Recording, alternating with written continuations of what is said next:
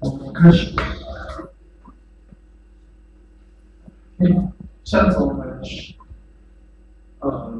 学过了离能源结合，力能结合，然后我们学习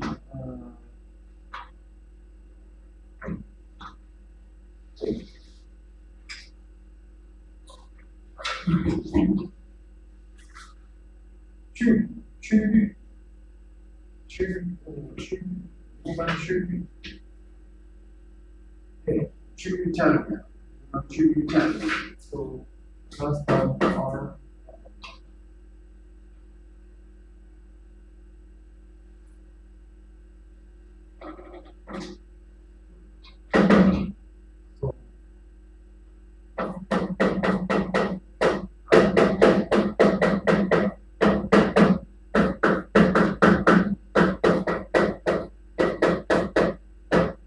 这对于这个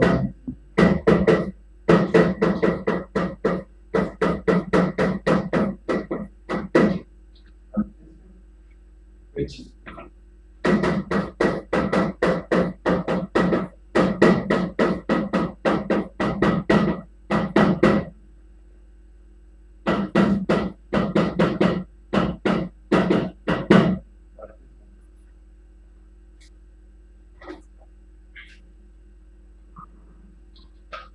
So we define function this way, and then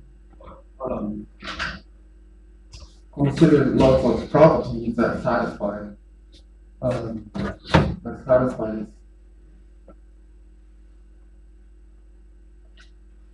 And this can be written as the so in local component.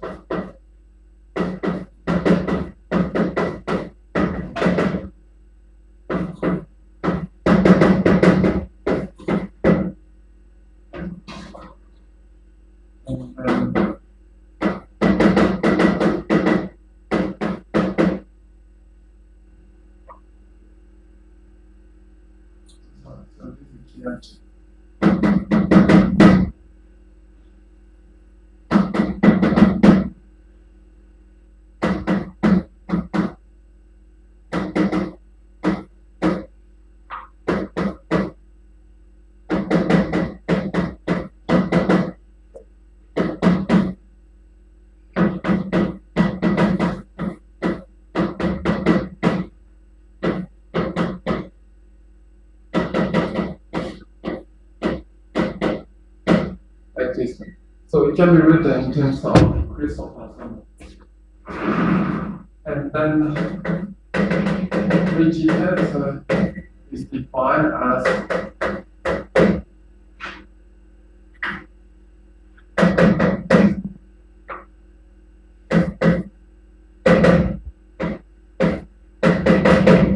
like this. That's it.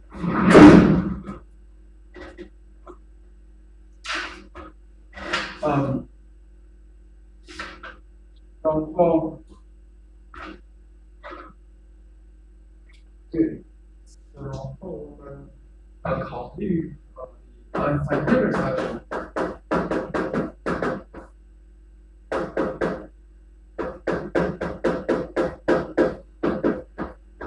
Like this one. And from here, we can obtain the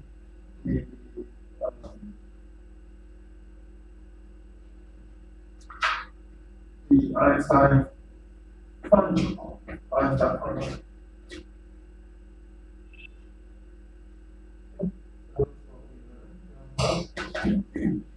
Einstein function. Yeah, plus S matter. From here.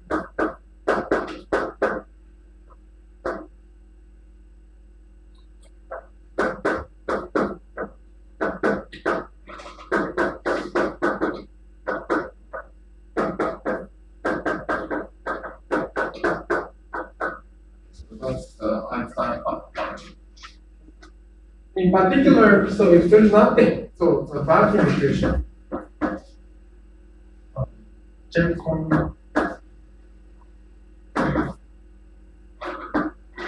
Vacuum equation T mu is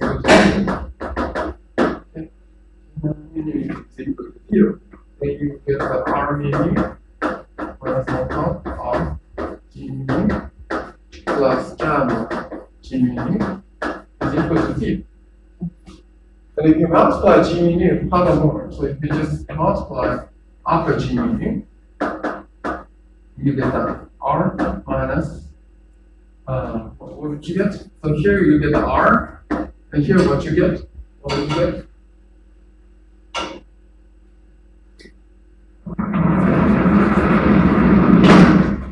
G mu, if you contract it, what would you get? D is dimension. So suppose, okay, B. So D dimension over 2R plus gamma G. Oh, sorry. Gamma times D.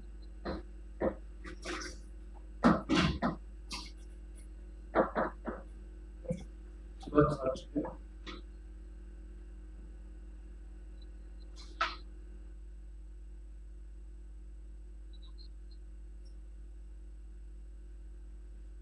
Okay.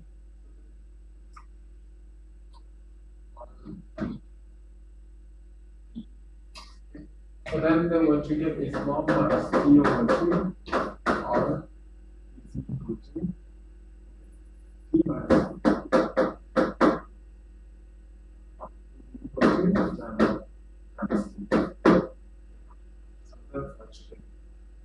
so plug this one back into here. So R mu is from 1 R G mu minus gamma G mu.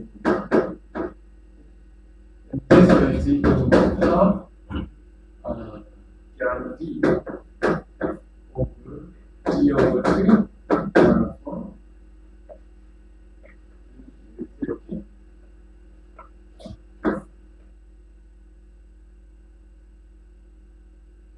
Minus gamma G. Okay. And this is equal to D minus 2 over D minus 1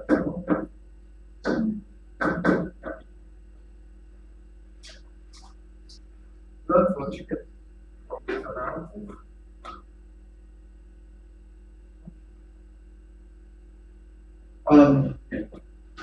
So here, so the output, essentially vacuum equation will give you vacuum mu is equal to some proportional to G.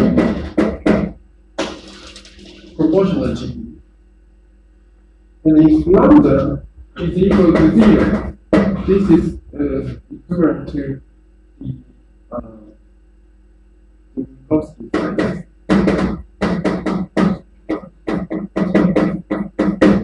Lambda is greater than or positive. This is called the theta.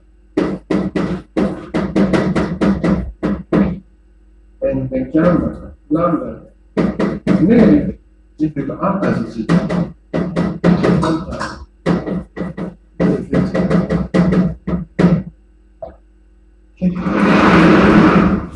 After the theta.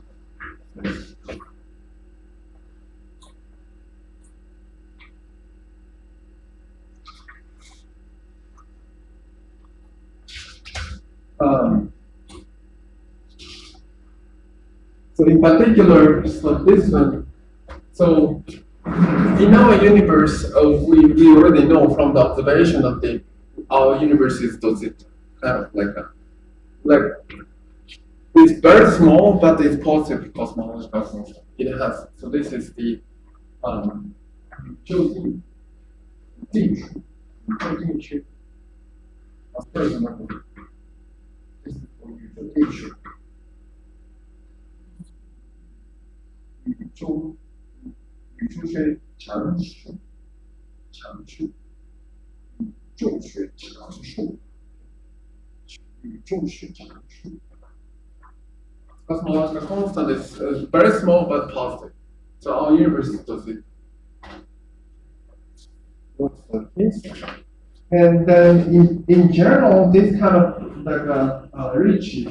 So this is the manifold that satisfies this equation is for Einstein manifold.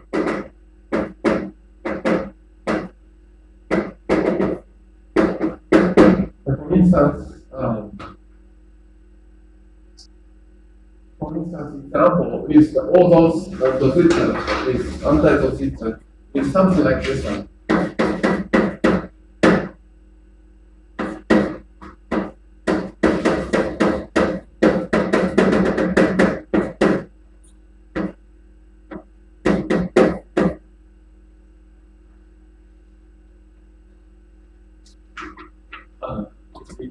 Minus.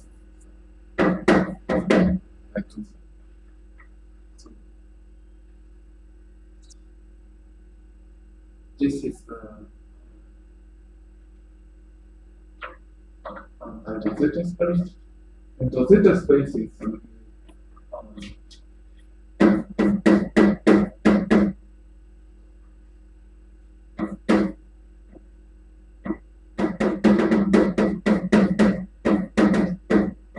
like this. So maybe I hope I'm not. Let me check. So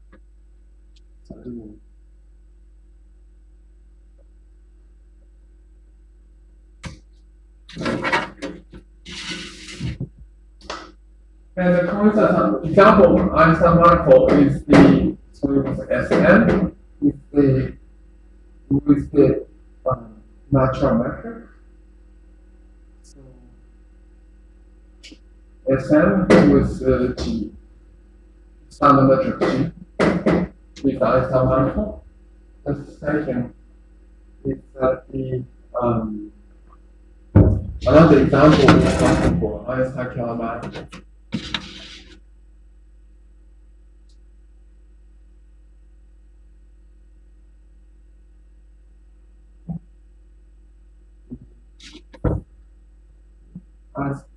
Something for Einstein killer manifold.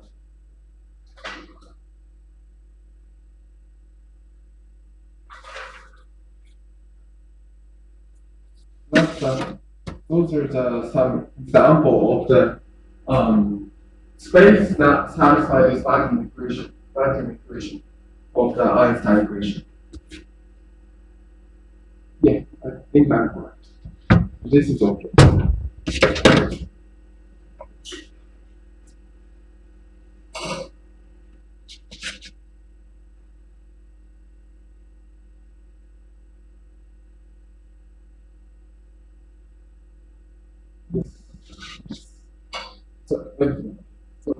So here, so the sphere is something like a x1 square plus blah blah blah plus xn square equal to 1.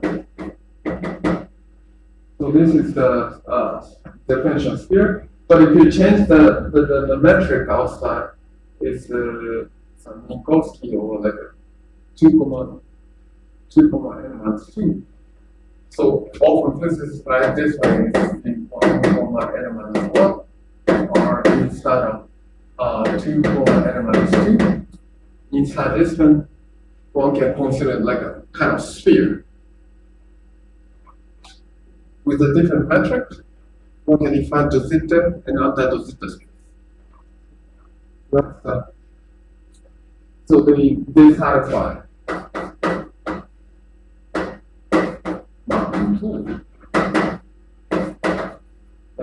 General function. Talking equation.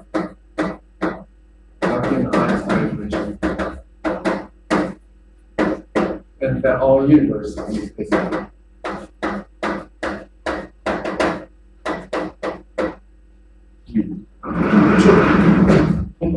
Okay.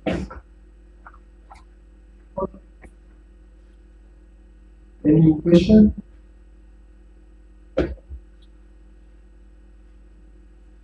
Okay. Another example of this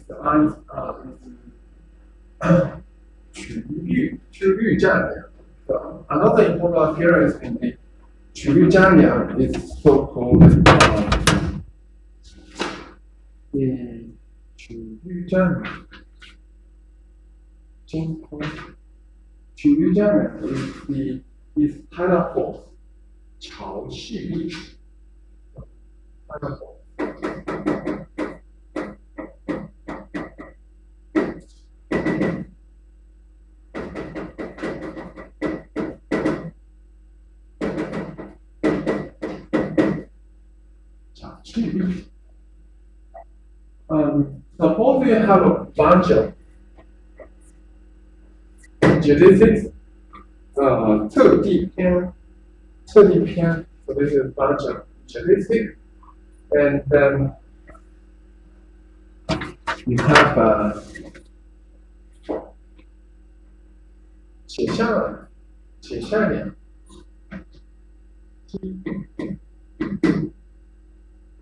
and then here you have vector x. So here the family of the geodesics. So if you take a derivative,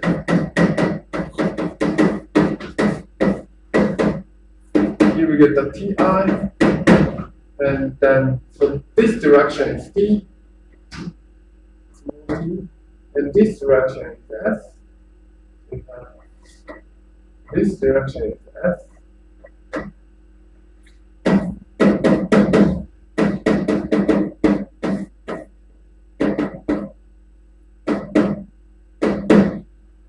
X, and this is the counter vector of geodesic. So the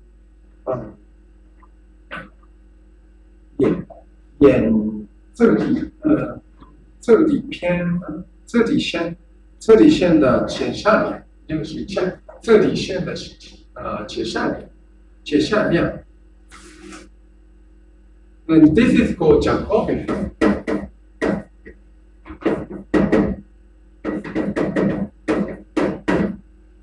So Jacobi field is the how far the nearest neighborhood of the geodesics are. The vector field that measures that how far the nearest geodesics are apart. Okay? The distance that measure distance, that is called Jacobi. So since the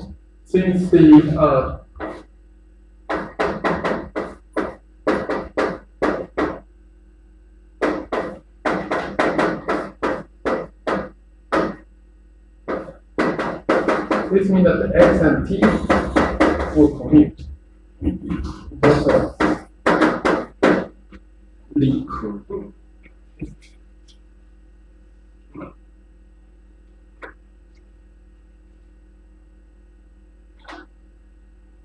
So, liquid, so it's equal bracket.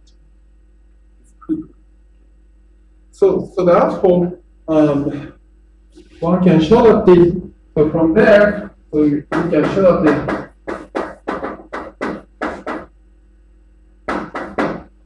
so this is equal to, so in general, the general field, we already learned, so Levi-Civita connection will satisfy this relation. So this is Levi-Civita, one of them. It has to be symmetric. Since they commute, so the total derivative will satisfy this equation. So therefore, if you consider acceleration of this geodesic acceleration, just d squared x by dt squared tk.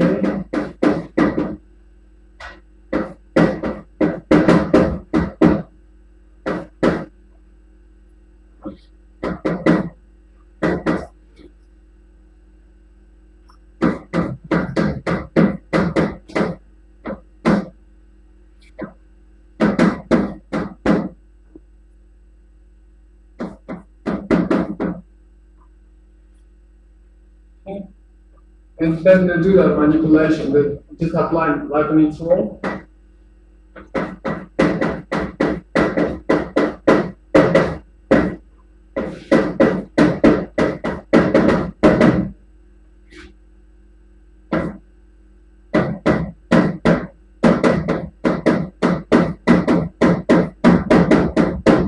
Like this way. And then this one is equal to xj tk and then del j del k r plus r y del k j x I tk to l. And then this one.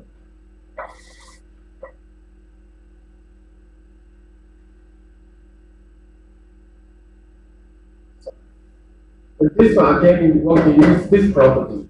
So this property, if you use this property, you get the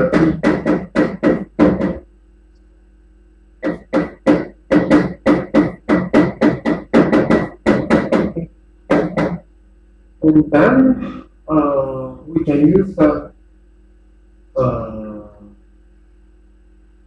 property of this one. So nabla k acts on here. So this can be rewritten as the k tj and then the nabla k acts on t here.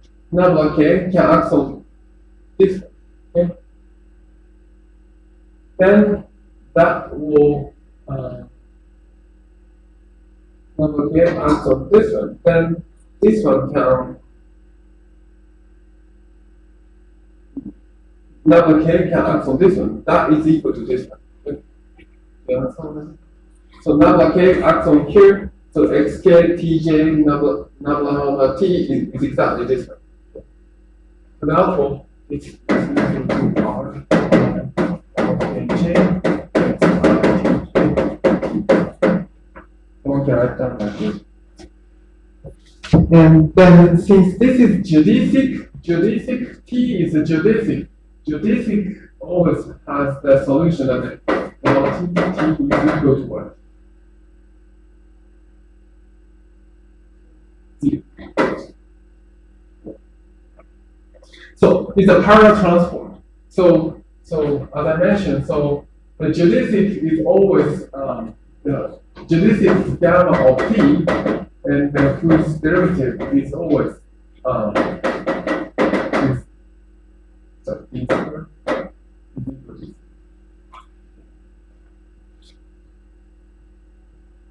So that's the definition of the definition geodesics. So it's always parallel transport, but the tangent vector is always parallel to the geodesic. So with here, this gray circle, the tangent vector is always parallel to the.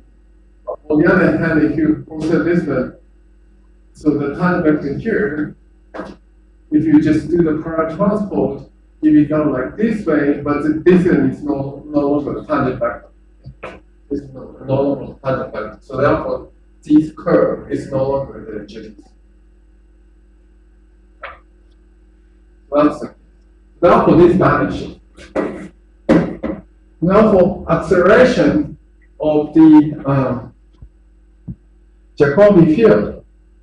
Acceleration Jacobi field is the can be written in terms of Ricci and not Ricci， 黎曼区域占面。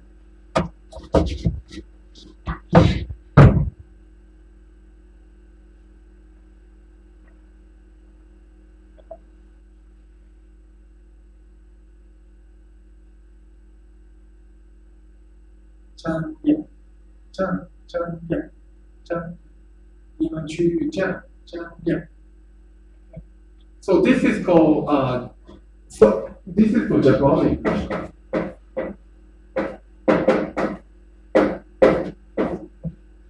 So that's actually this equation is so this means that so if you have the some geodesics, bunch of geodesics, and the x is the Jacobi field that measures the distance between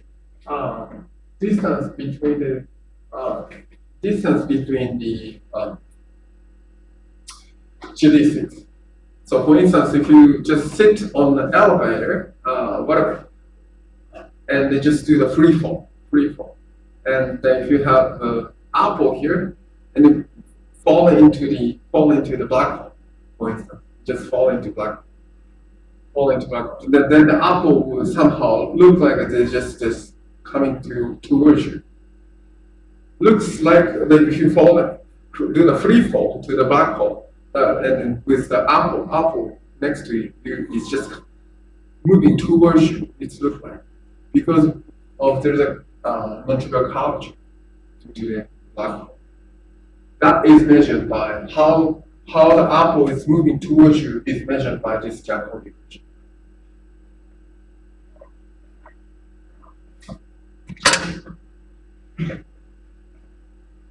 And then this Jacobi equation also appears in Riemann geometry. This one is often used in many ways in Riemann geometry.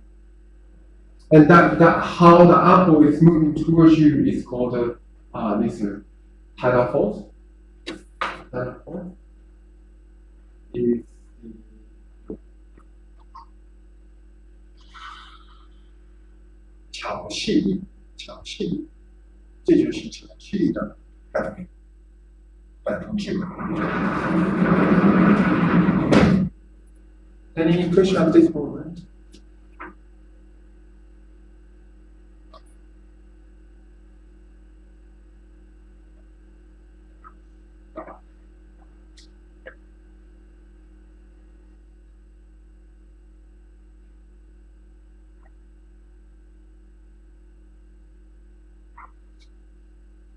Any question?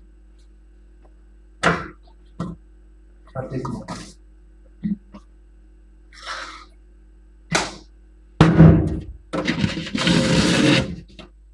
So this is one example. So this is the one example of the how the Ricci tensor will describe some physics. Not the Ricci tensor. Even curvature will describe some physics. And that's how. So this one is the equation Einstein.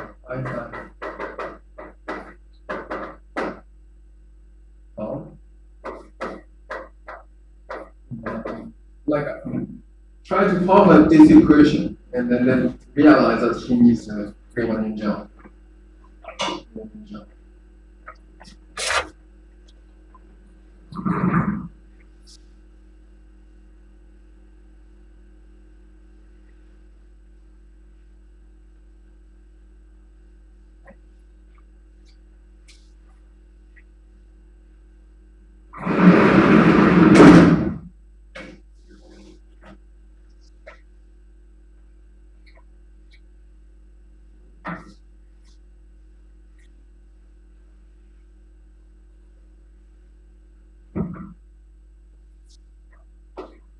Okay.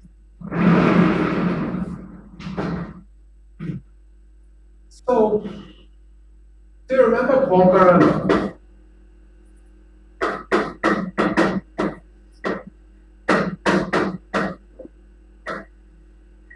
Poincaré.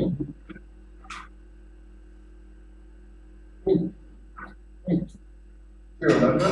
What is Poincaré? 你记得？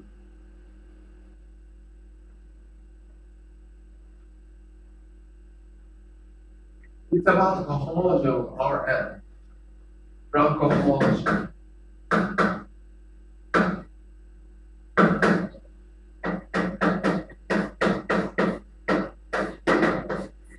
So how will it look like? So k equal to 0 R is isomorphic to R, otherwise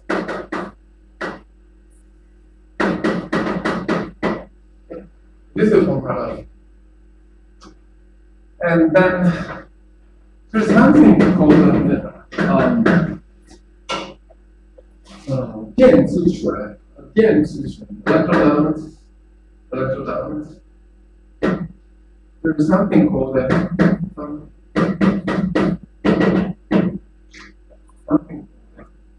Do you know that? 电磁学，你学过吗？这个范畴。这个方程被称为什么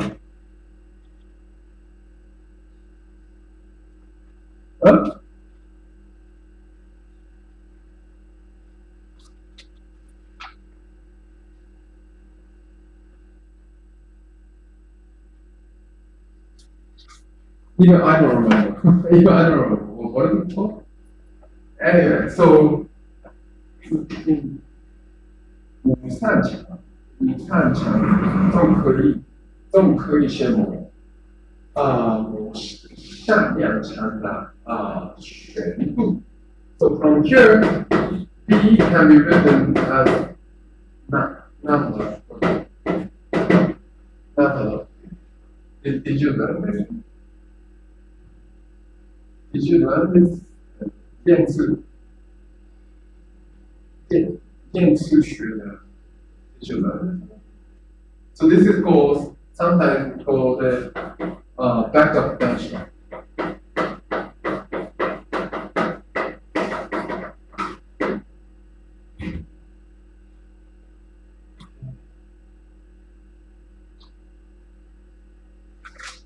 Do you learn this?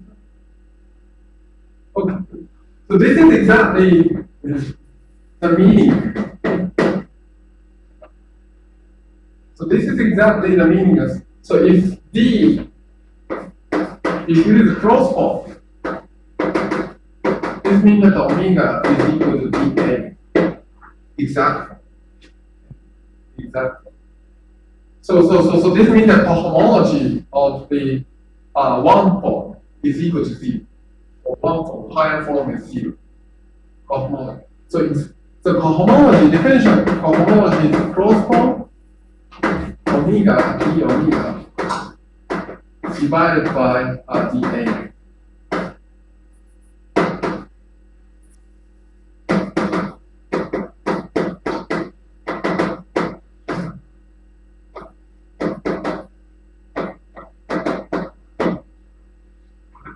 So therefore, always if the cohomology is 0 means that the cross form is always exact form. So this is closed form. exactly. Okay.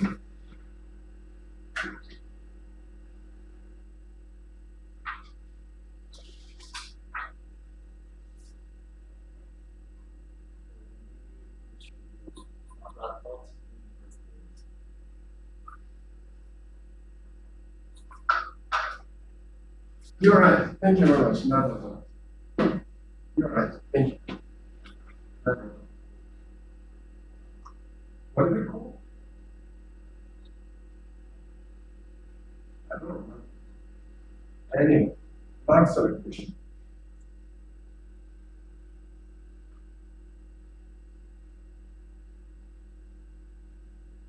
So cohomology 上通常是令意味着B 形式总是example is the example is 恰当形式，B 形式总是恰当形式。So this means so we consider the vector space, the magnetic electron. So this magnetic field in R3, okay? And it's a cross form. This means cross form. 意味着恰当形式。This is exact, and it's coming from this vector. So this is the one example from Kalama. But if you have something in the middle, there's some non-trivial factor will happen in quantum mechanics or even classical. So that is called the harmonic form factor.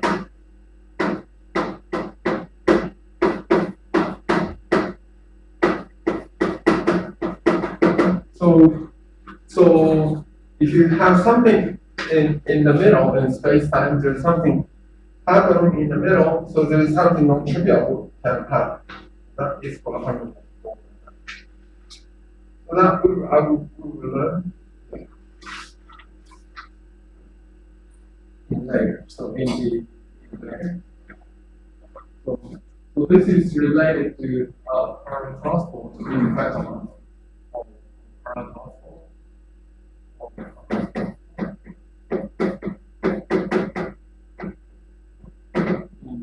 Vector one. It's Shanghai. Or the whole, it's called whole one.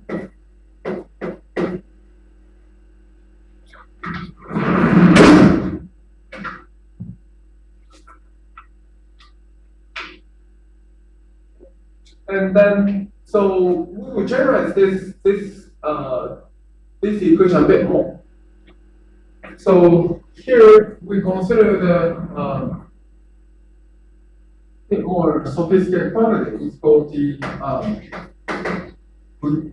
Differential 形式。Differential 形式为 so A is equal to A mu ds mu. Mu is round from 1 to 4 or 0 to 3, whatever point.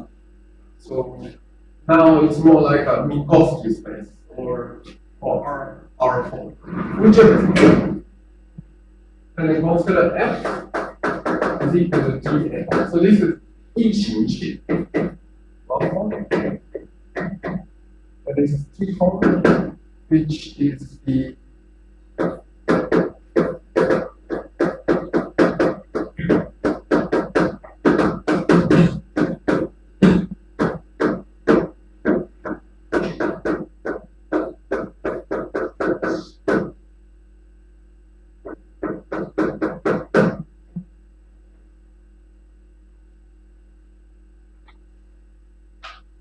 and this F can be written, so in this way is equal to FDD.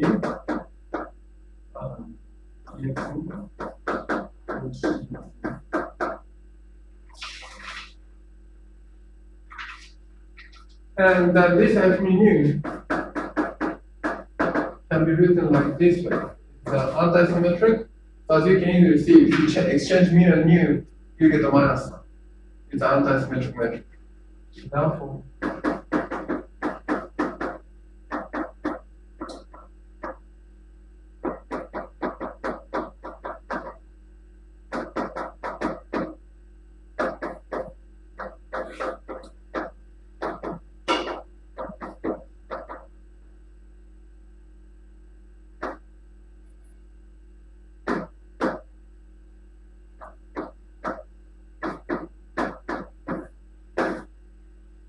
like this.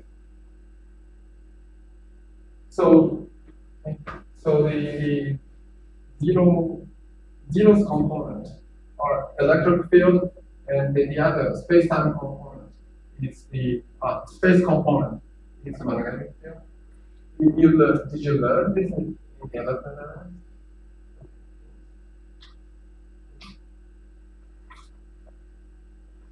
And so this is often called field strength.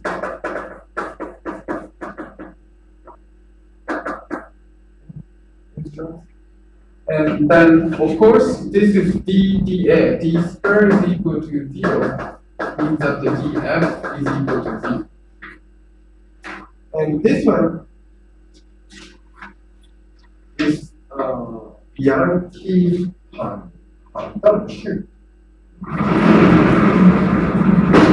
This is equivalent to saying that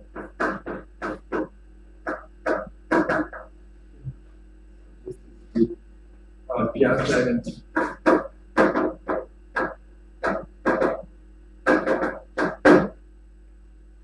And then if you write down the electrodynamics momentum, this is equivalent to saying that the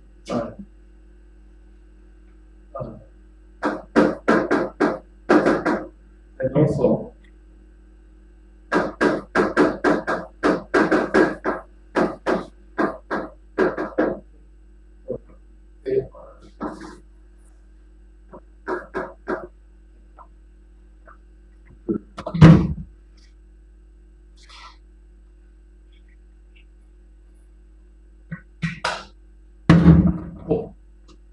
this is called Faraday's.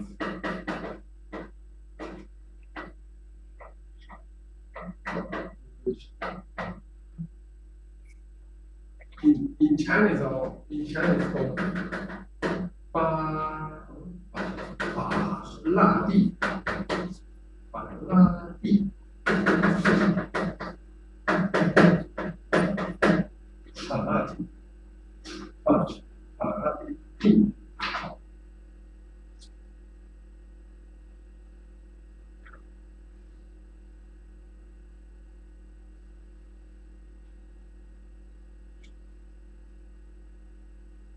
Okay, so those are the Bianchi identity. So another equation we can obtain is that the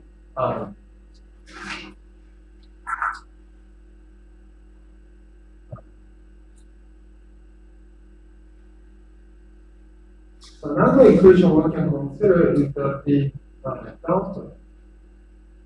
So we have the D, we can have D, and then we have UN manifold, we can define delta is minus 1 to some power star D star. Just define it. This is a Hodge star operator 性算子。用性算子，我们可以定义就是adjoint operand. In another set of equation, Maxwell equation, delta F is equal to minus J, where the J is equal to the current going. It's current model. So this means that the something like a star D star F is equal to J. And then in component wise, we can write down like this.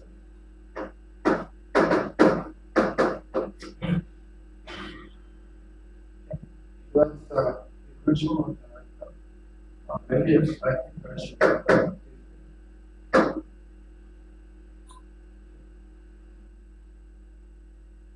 And this equation is the equivalent to saying that the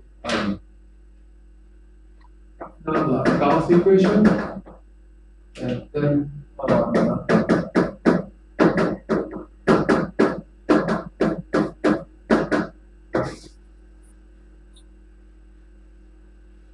that's that.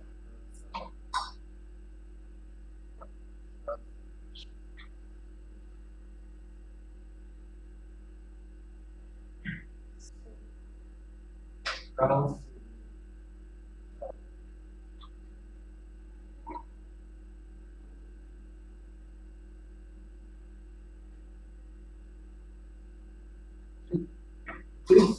This is for Gauss equation.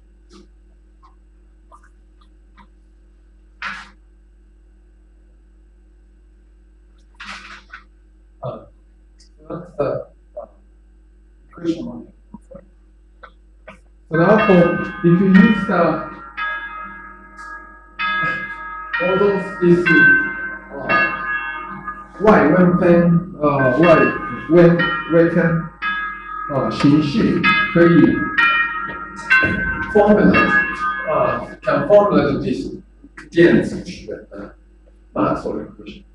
In particular, the already erased. In particular,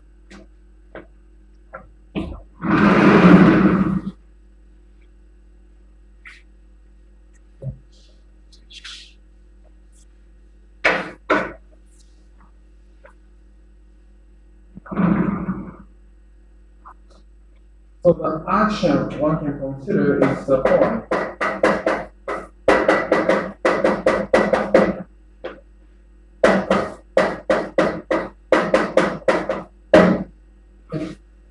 So those are the Maxwell electromagnetic Maxwell action one can consider.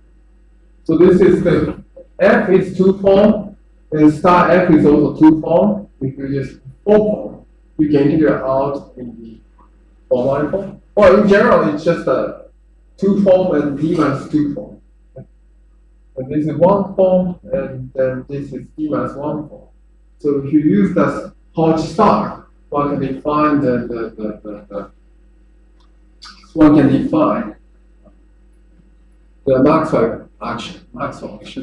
And in particular, so if you write down the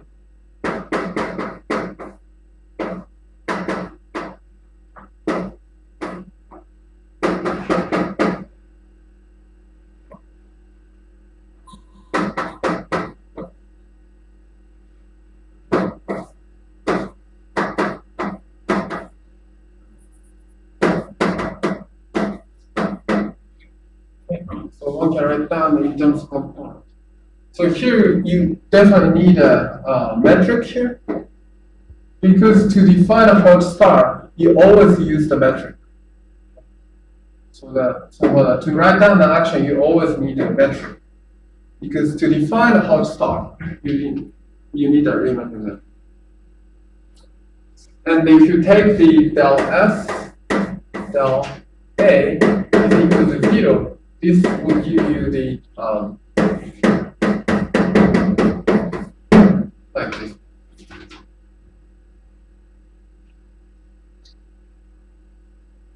Okay, that's done. This Bianchi identity is automatic because B squared is equal to B. Okay.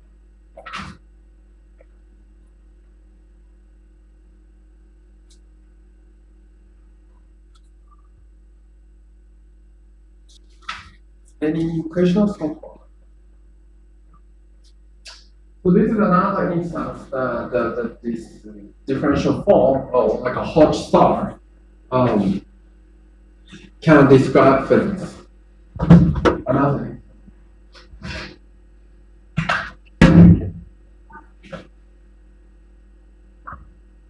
Any questions?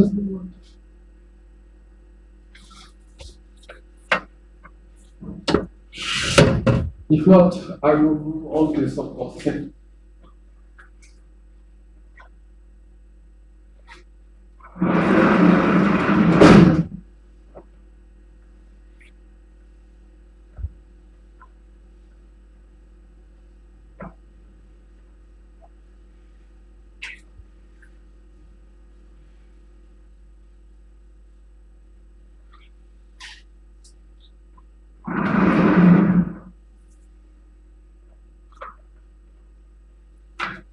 Okay. So then I will move on to syntax geometry.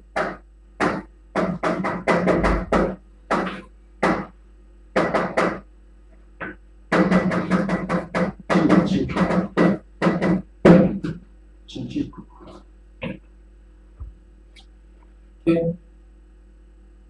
So 新集合的力学是很强，对啊，比理论集合还要这个有就还要对。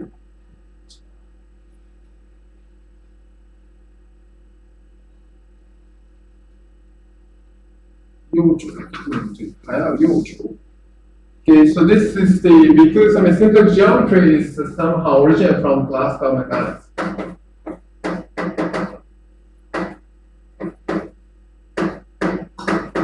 Or Hamiltonian.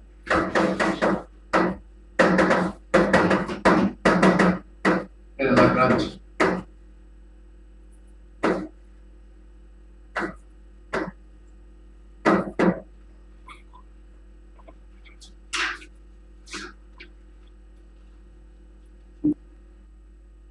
So the Lagrangian is the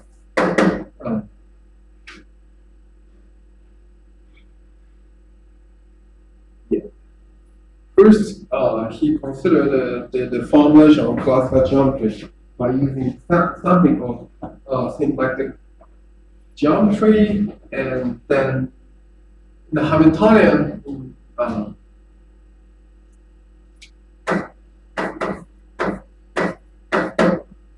Hamiltonian also just formulates nowadays called Hamiltonian力学, Hamiltonian mechanics, and also the work by Watson.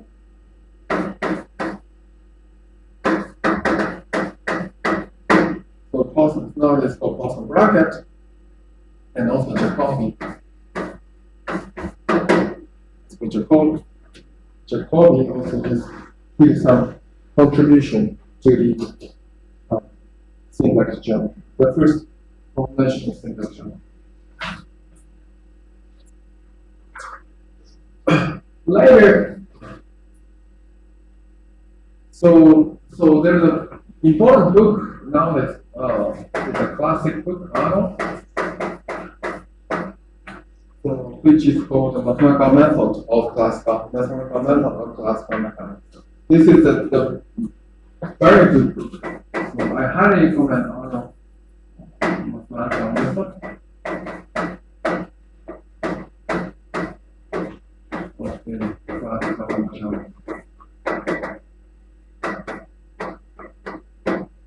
This is I highly recommend you to read this book.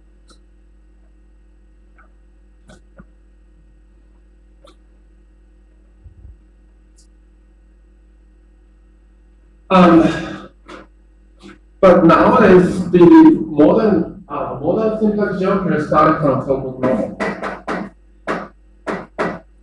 In 1986,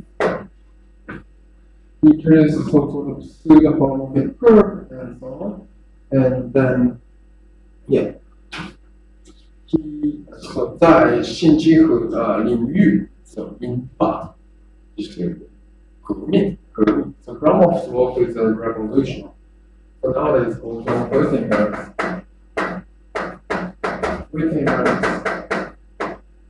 And then later, so the work by Witten, also Floor, many of them after the savage, and so now, so after Gromov's work, the modern simplex geometry was done. So before then, there are several work on the interval system, and also the first is originated from classical mechanics, and then its relation is known to the interval system. Its relation to interval system is understood, like developed by many people, Levy, Arnold, and so on. But important recent development is triggered by Gromov. But we don't have time to talk about these terms. This is too sophisticated. So we just learn about how the symplectic geometry is related to classical mechanics. Okay. 近点力学到情境结果，晚上是力学活动，晚上是力学活动，考虑这样 M 是能为 B 的例子。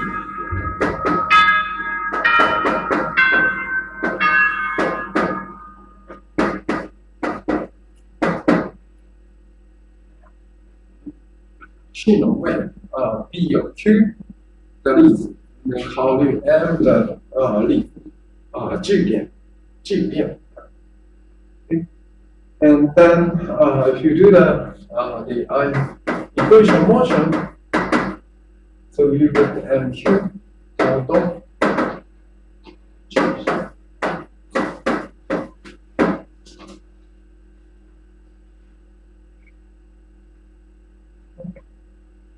And from the Lagrangian to Hamiltonian, so you do the Legendre 变化。So this is the 动点。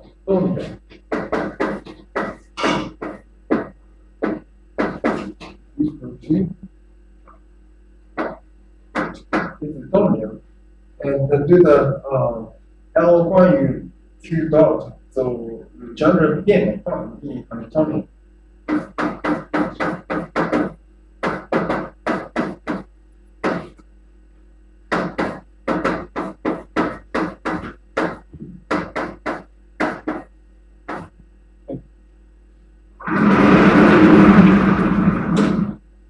So this Legendre transformation, you will get the Hamiltonian. That's very famous.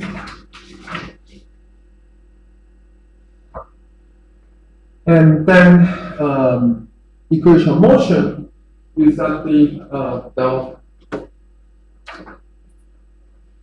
dH dt is equal to 0, and also Q dot is equal to H del dI. E dot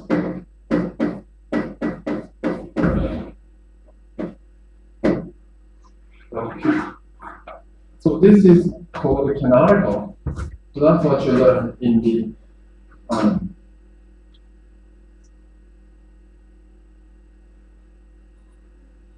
that's what you learn in the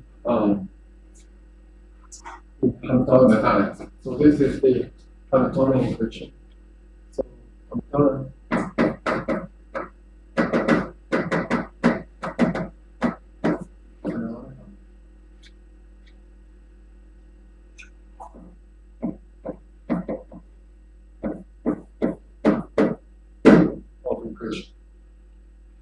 those are the equations.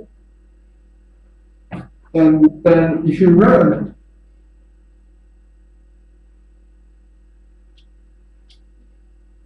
so if you just write down the H is equal to the H del P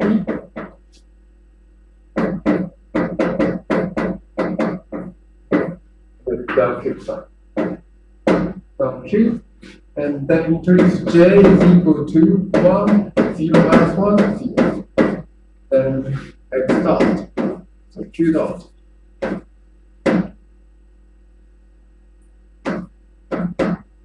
Is equal to q dot is equal to j dot number h. Okay. So that's the so let me write the x, where x is equal to p and q. You can write down like this.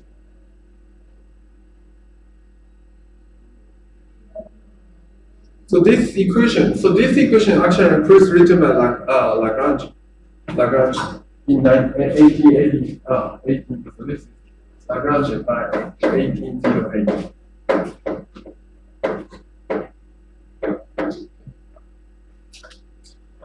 And then also reformulate this one by using so-called Poisson bracket.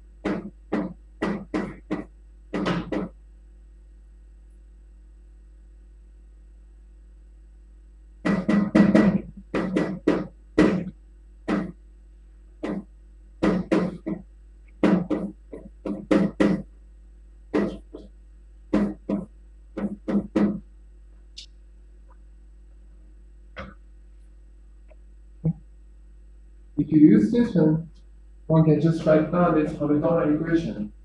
Is the x dot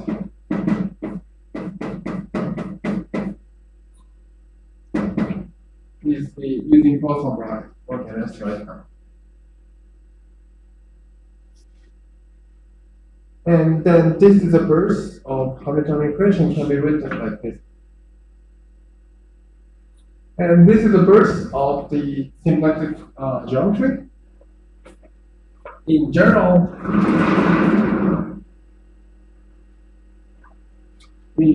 so we just consider the following thing.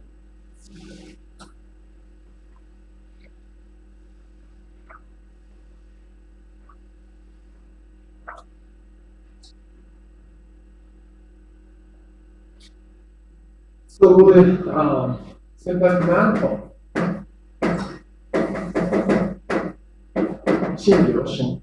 is the two-dimensional manifold.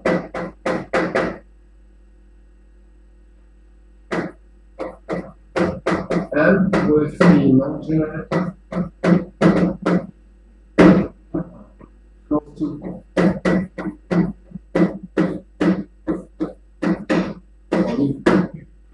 people often write down M as omega. So what does non-degenerate means that the so omega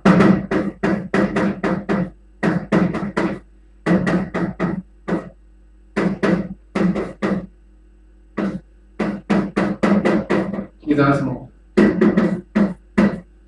So non-degenerate.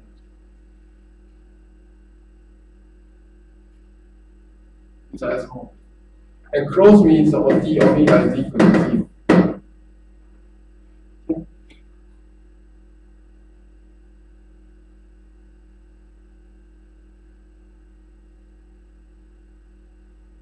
So this is two-form. So two-form and then contract with the vector field, you get the essential one form. So therefore, so if x is non-zero, this omega contract with x is non-zero, which means non-zero. That is non-degenerate. So this is equivalent to saying that the omega to the n is proportional to volume. It's proportional to volume. For exactly volume, I don't know. Yeah, it's exactly volume. So in Symplectic manifold, in Riemannian geometry, we can measure the length inside a Riemannian manifold. Here, we can measure the area of the surface. For instance, if you have a Symplectic manifold M, okay, and consider some surface inside surface C, and then you can deform a little bit. Single prime. And you can deform the sigma to single prime. And then those the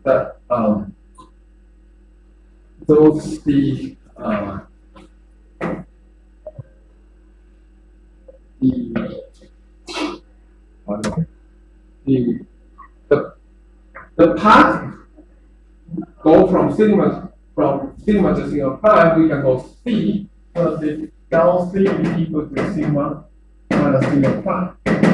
So the boundary of C.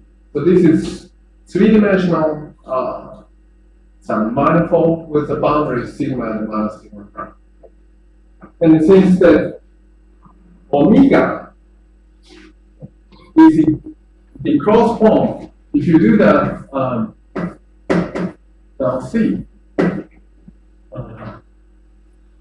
omega is equal to the Stokes term is d omega is equal to 0 by Stokes term. Okay? And this is equal to down sigma omega minus sigma prime omega. Okay?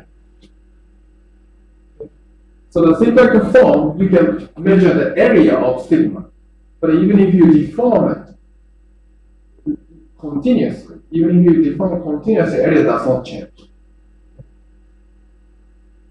So this is the area. So this is the area of sigma. And this is the area of sigma prime. But if you continuously deform it, you can just construct C by the continuous deformation. And apply a Stokes theorem, the area shouldn't change. It's equal to difference between area between sigma and sigma prime is equal to 0. Because the Symplectic form is closed. So therefore, in Symplectic geometry, it's roughly speaking, you can measure the area with the continuity, but the area doesn't change by the continuous deformation. That's the very rough way of speaking what the Symplectic geometry means.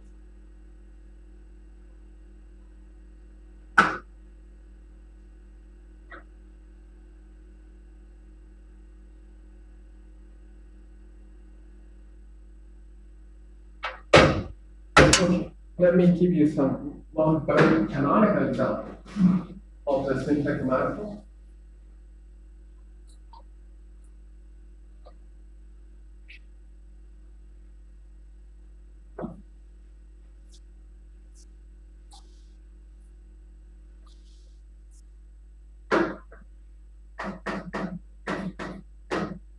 So here,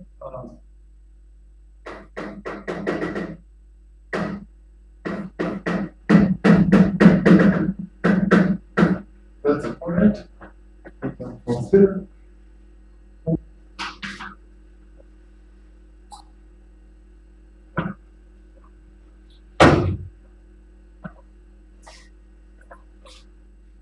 Symplectic form. Standard Symplectic form.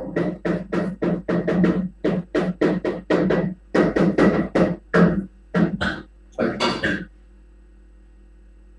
Okay. And and then R and omega is the symplectic amount.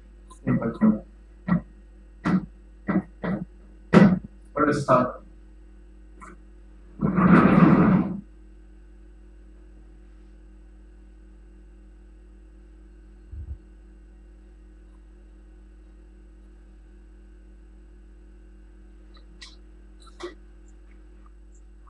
And then the one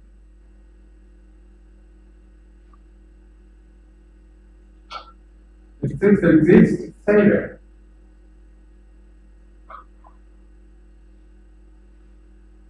So N omega is coexact. The existence of failure, which is one form, such that we say is equal to omega. And this failure is called limit.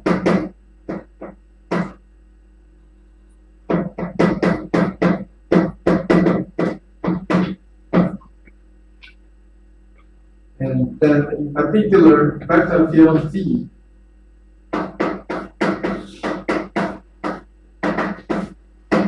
so if satisfy this one, this is called the DB vector field.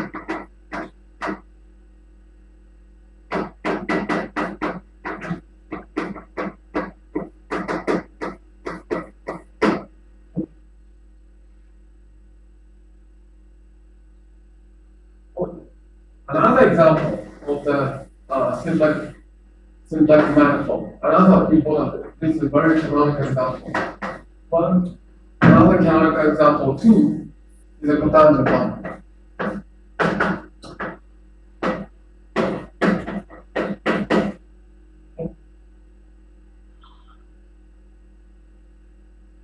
So the manifold M is the cotangent bundle of M. And then let's consider the coordinate of M is the local coordinate is the x1, x1 to xn, and then fiber. So if you have the M here, and at each point you have a fiber, cotangent fiber. And here local coordinate is given by x1 equal to xn, and then fiber direction, the coordinate is the p1 or pn, cotangent fiber. Namely, so these are the dx1 equal to dxn. So those are the bases of cotangent space. And then omega is sum of dpi is dxi, is equal to n, and this is the symplectic mark. So in this example, literally, so the debut form is given by pi dxi.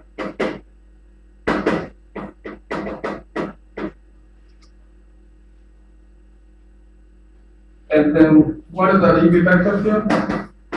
One can consider dB vector field is essentially sum of pi delta pi.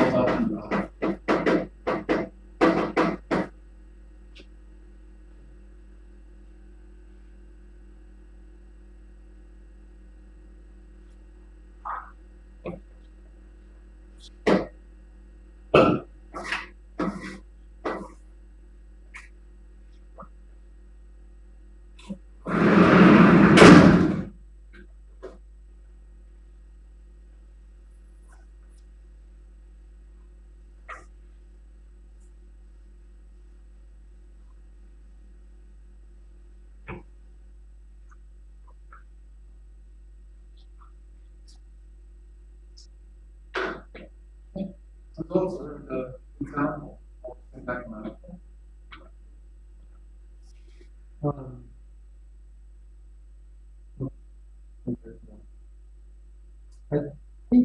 Okay,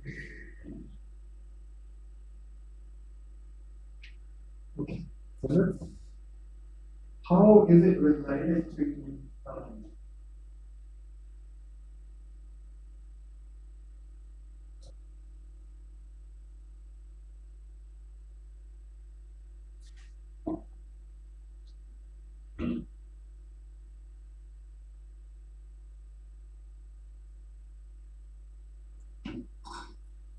okay. So another example, I can just give you that the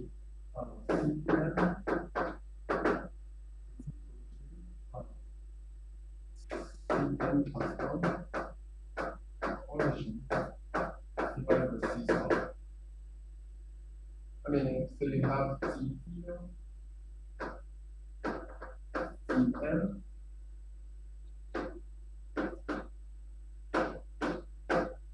is lambda, C0. So the lambda is the C star.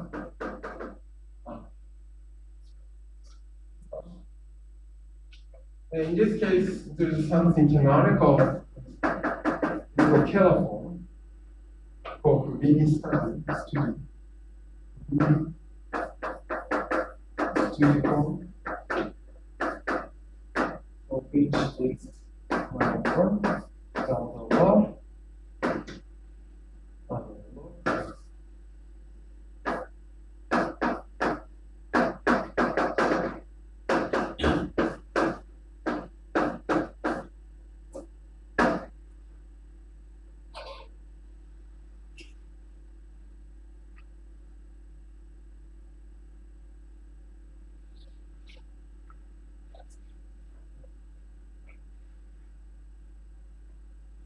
So this is the another example of the symplectic manner.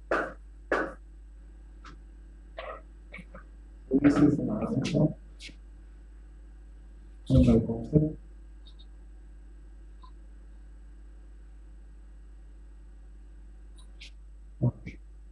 Okay. I think it's a good place to take a break. And then after the break, I will introduce so-called Hamilton vector field, Hamilton system. How is it related to this story, this story?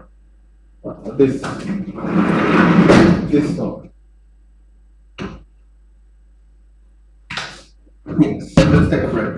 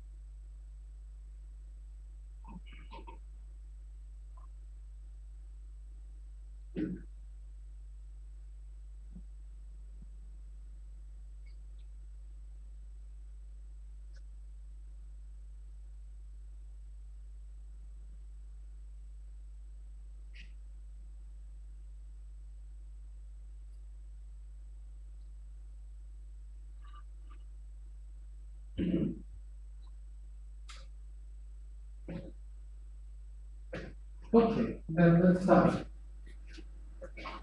Let's resume. 我们继续吧。So another example, sorry. Another example. So any oriented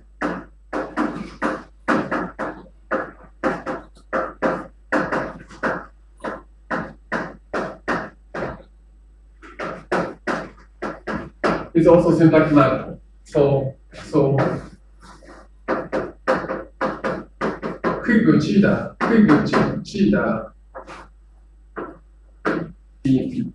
黎曼曲面也是新流行的例子。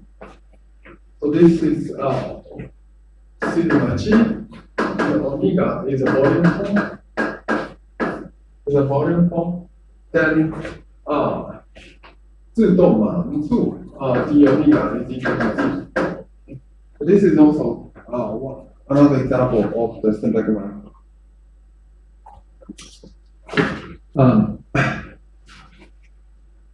And symplectic manifold is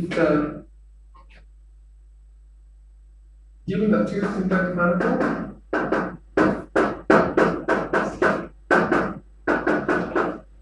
Then there is a map F such that the product of omega m is equal to omega m. And this is called symplectic morphism.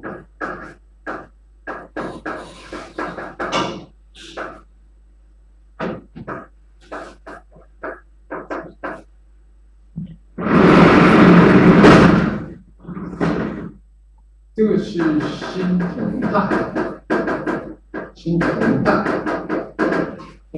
新形态，或新映射。Okay. And symplectic morphism of the example of symplectic morphism is the like this one.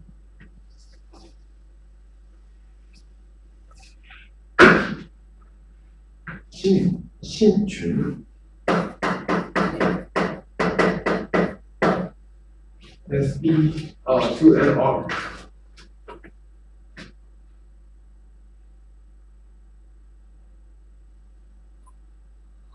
So this is the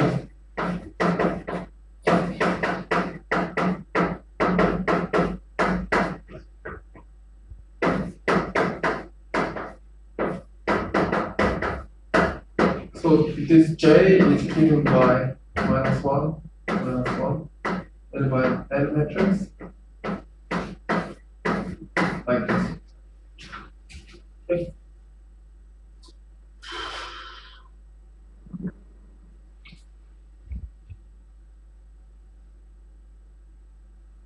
So this will preserve the metric.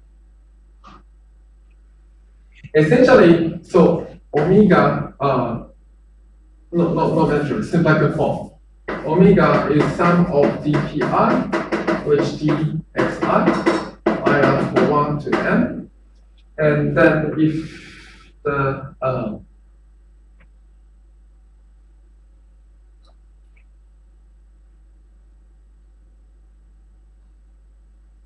so here, if you have the 0, 1, -1, 0, and then px, and then px, and this will give you the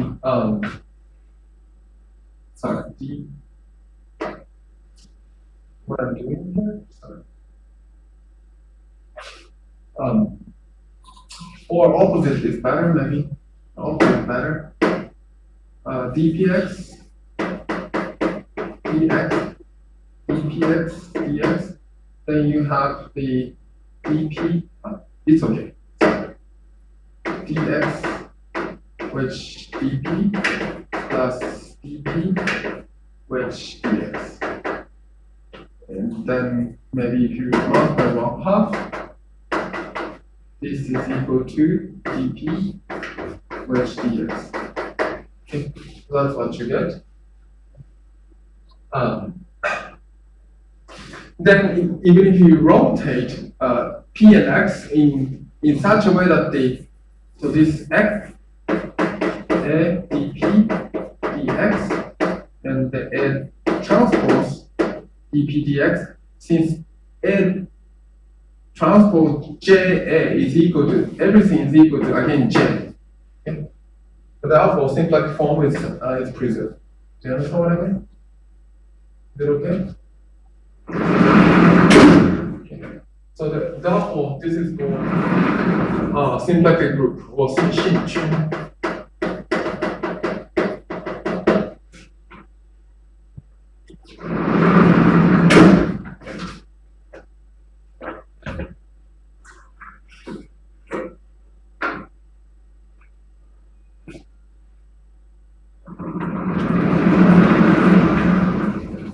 Okay, how do we relate this symplectic manifold to this classical mechanics coming from system?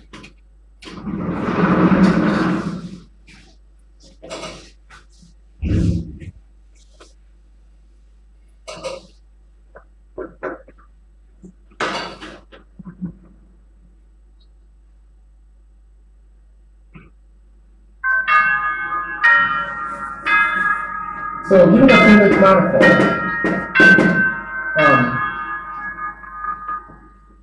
and then H is a function of the symplectic manifold. So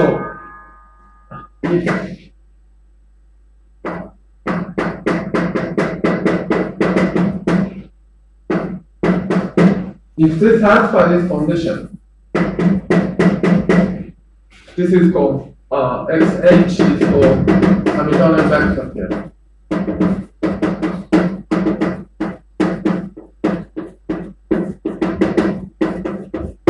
Okay.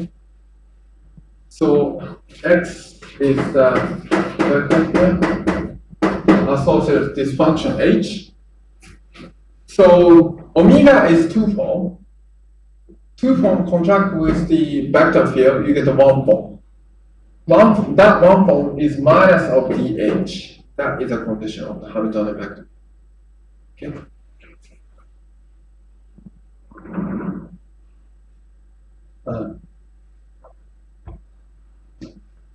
So for instance, other double coordinate one can just write down XH. So R to S case, the omega is the standard one. Then XH is given by a sum of delta H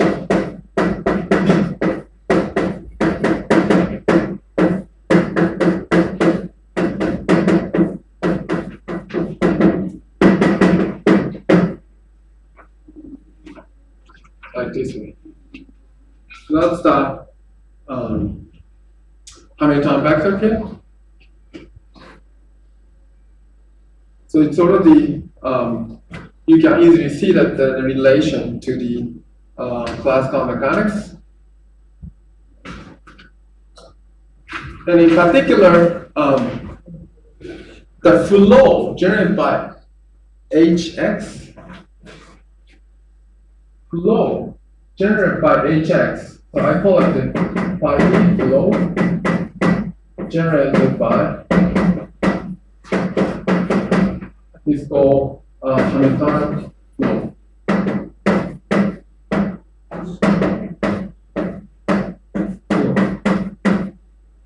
이것이 돈 페이지, 웨이펜 돈 페이지, and this is symplectic method.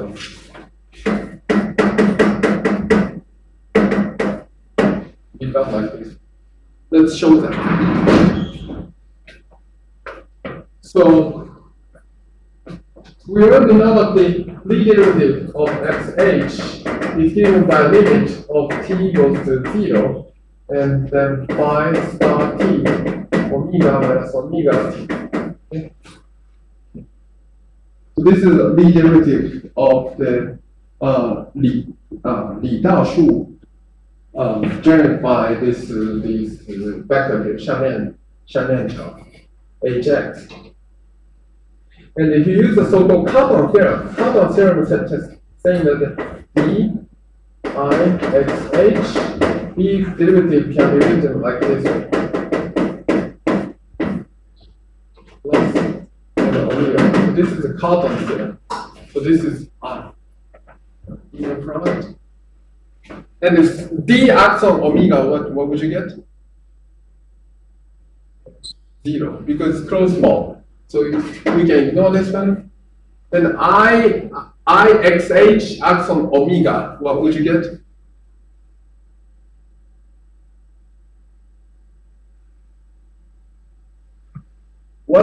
This is inner product, right? So XH acts on omega. What would you get? Good. This is exactly this one. So therefore, minus d dh. And since d squared is equal to 0, this is 0. Okay?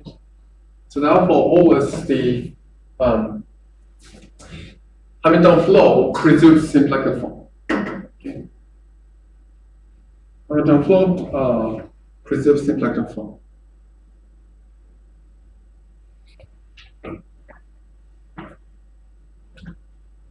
Okay? And then, given the function,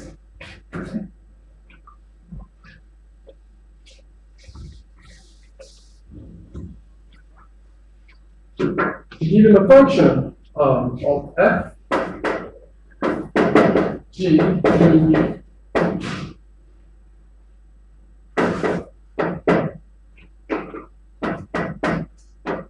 so we introduce so-called quantum bracket in such a way that omega xf xg is equal to xf g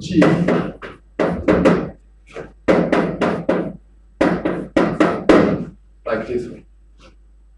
So we can define like this way.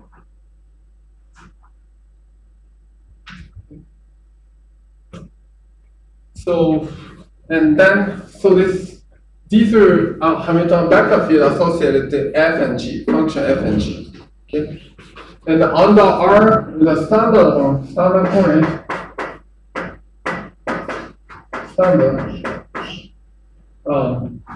fg is exactly what we saw in class number 5.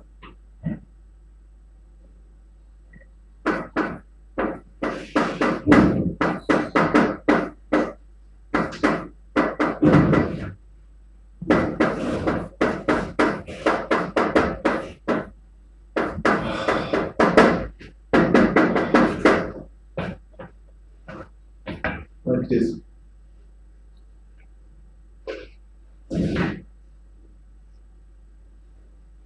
And this Poisson bracket will satisfy the following condition. So antisymmetric.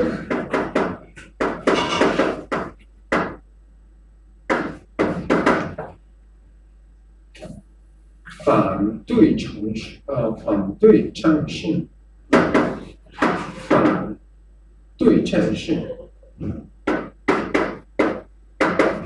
By definition, it's easy to see. And then number 2, bilinear. Bilinear means the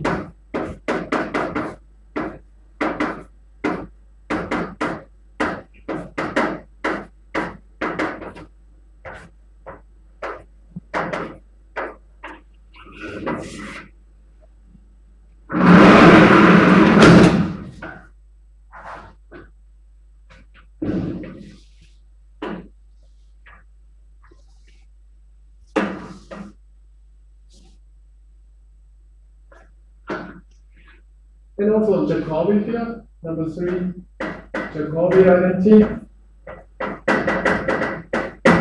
So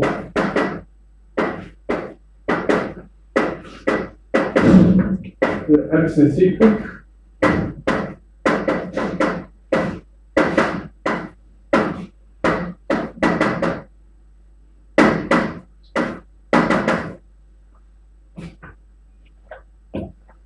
So Jacobi 等式 in lightning flow number 4.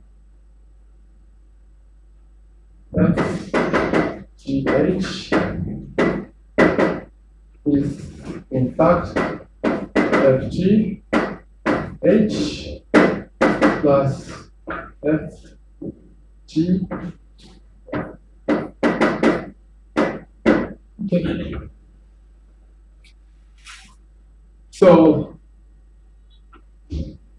So bracket is C infinity of n plus C infinity of n to C infinity of n, like this.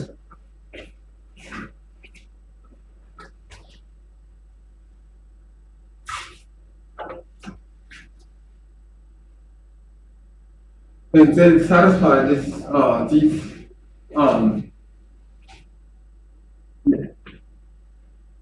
this property is called Poisson algebra.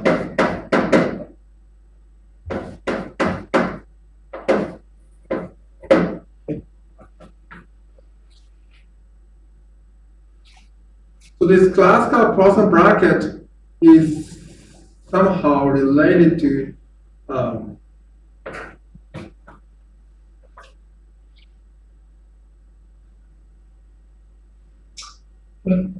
this is called Poisson algebra.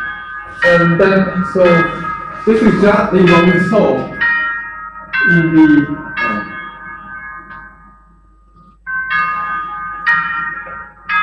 and if you try to, so for instance, so if you consider R to N,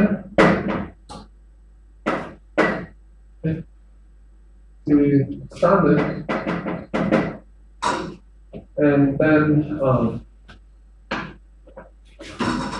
you can consider the following things. So the if you consider the f is a function of the Rn, f and h are the function of R to n. Then Poisson bracket f and h is given by f,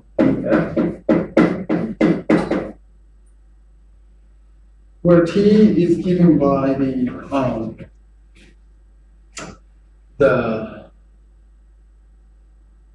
flow generated by Hamilton vector field by h. So this is exactly the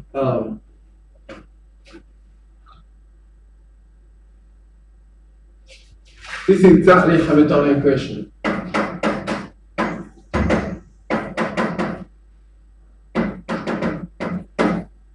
Okay. So given a symplectic manifold, and there is something like a Hamiltonian flow.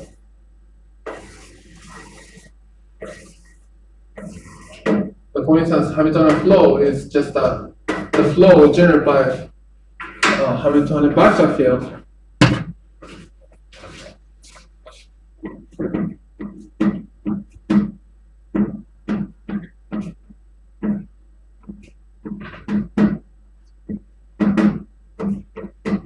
Hamiltonian vector field, and then you can just take a derivative with respect to f along this flow. Okay. That is given by Poisson bracket with the Hamiltonian h. Okay. So, and if f is a constant quantity, f is a constant if the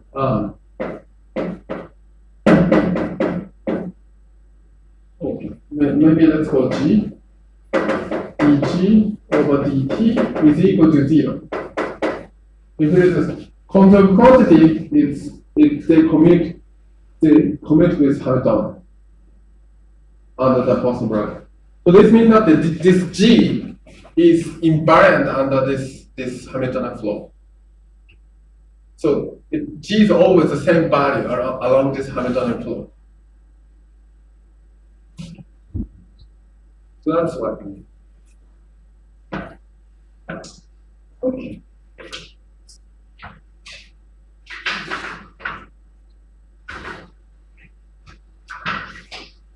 So this is a relation to the last mechanics, and then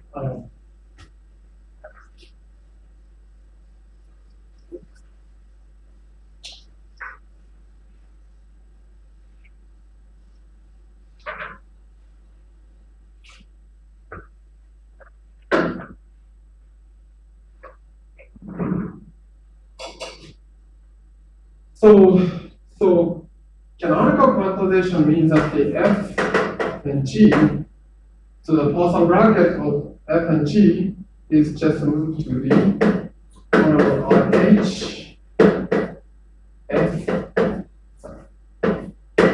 G. So that's the what usually happen in this classical mechanics and quantum mechanics. So now F and G are some can be treated as operator. So the, for instance, Q or X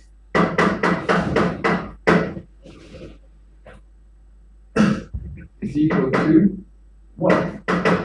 Is equal to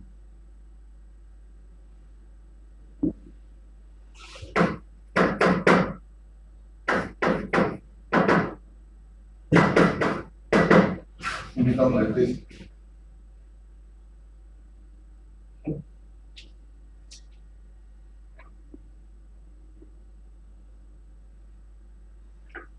Okay, and then this Hamiltonian equation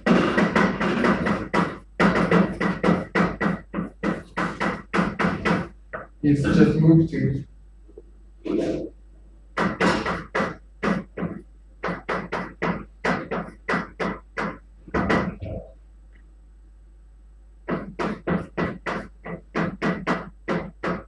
become like this.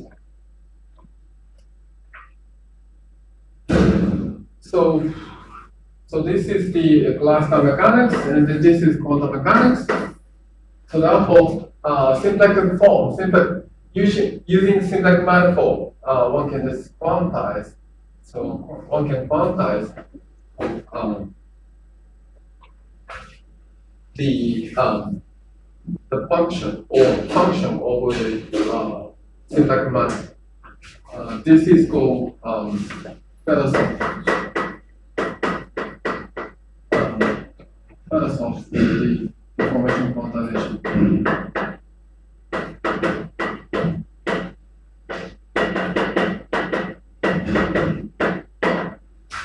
So symplectic manifold using this Poisson bracket and introduce H bar and treat everything, all the function to be some operator. One can just quantize the function over the symplectic manifold.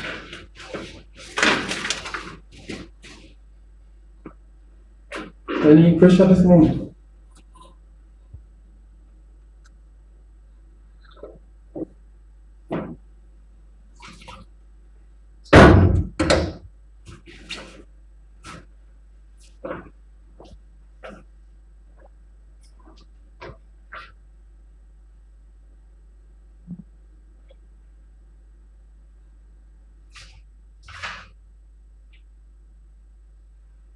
Any question at this moment?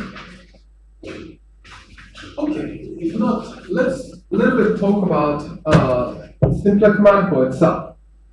So that's the relation between classical mechanics and then symplectic manifold.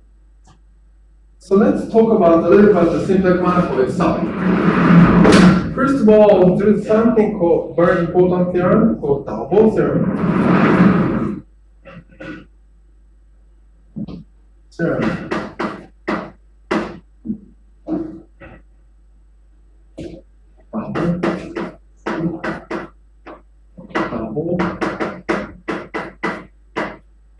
Say that given a point P, any point in symplectic manifold M exists, there always exists local current such that symplectic form can be written dPi, which dxi.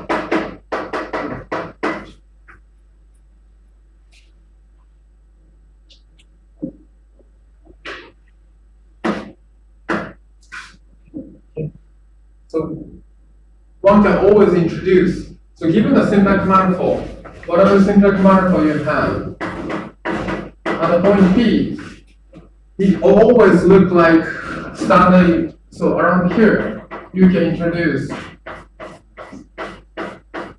you can always introduce omega standard. You look like always like R to N, which omega standard symplectic is standard symplectic form in Rn to N. You can always introduce the local point in such that so symplectic form can be written in standard form of the standard form.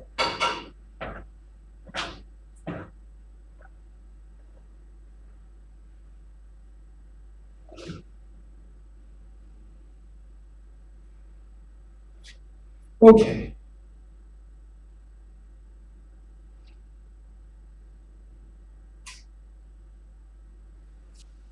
So therefore, I can prove it there.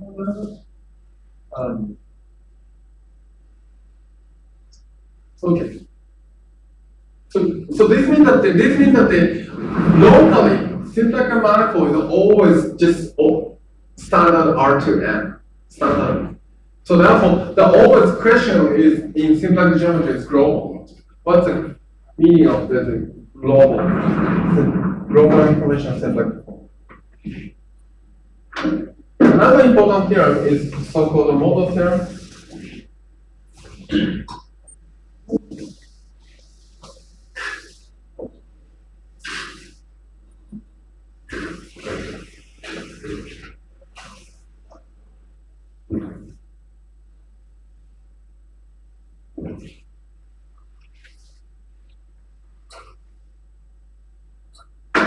So another important theorem is Moses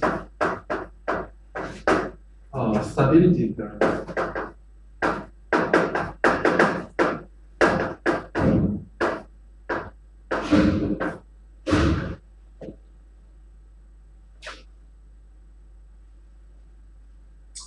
So suppose M omega t.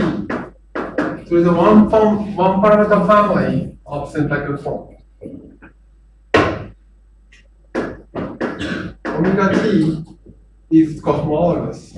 It's always the same form in HT. Right?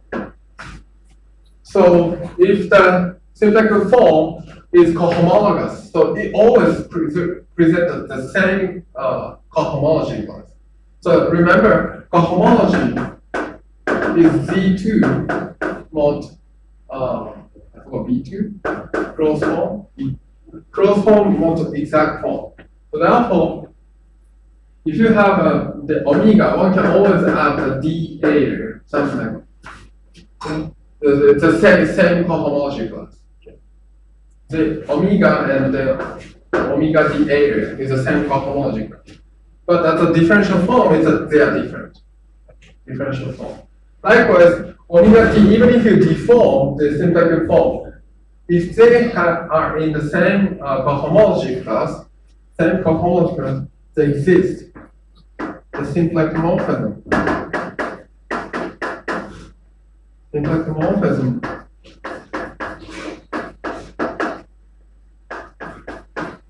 such that omega t 0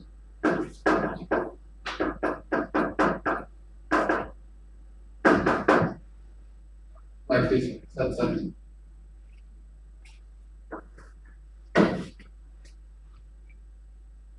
like this. So this means that so one cannot change the symplectic form in any important way by deforming it if the cohomology class is unchanged. So if the cohomology class is unchanged, I mean all the symplectic form are equivalent. So all the symplectic form are equivalent because one can just connect by symplectic morphism. That's the statement.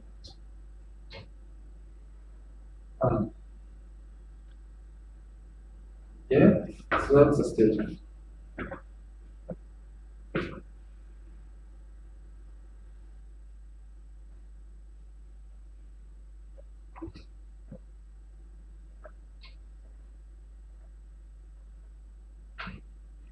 Okay, so that's the case.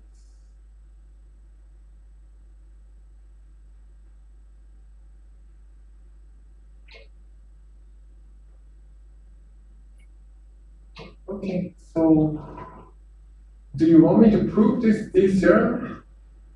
I can give a proof. It's not so difficult.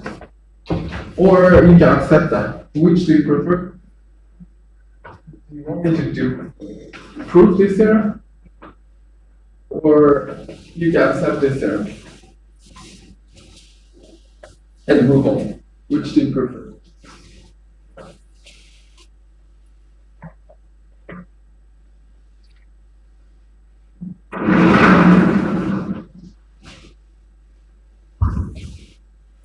你想我给你，你希望我给你那个证明吗？证明，或者不要。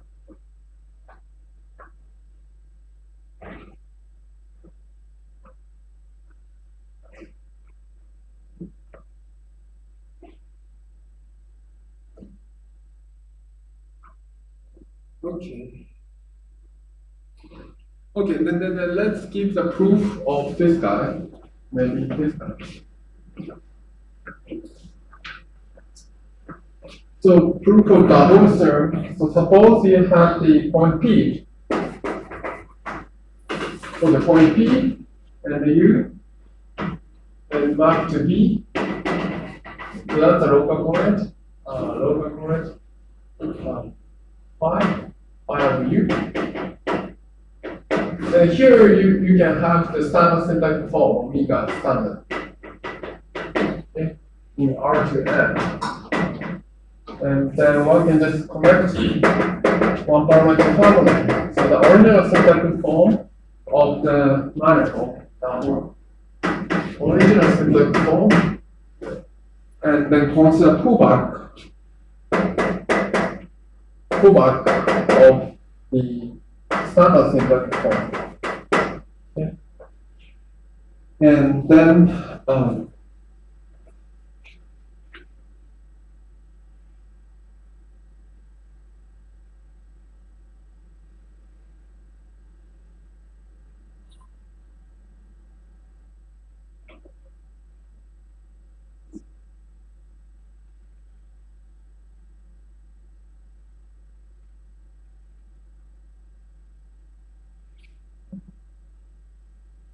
okay.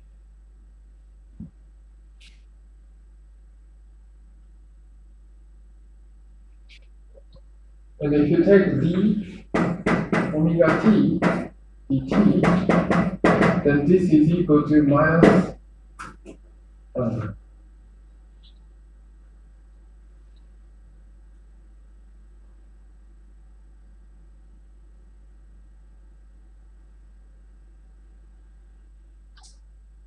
sorry, I got confused.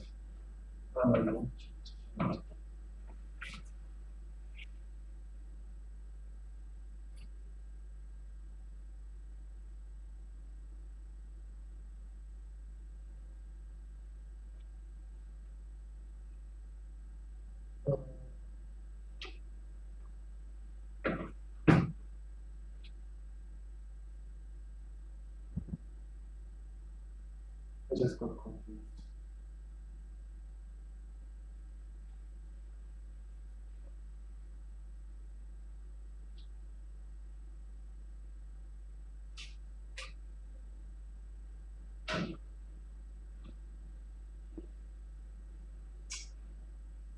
So this is the exact form.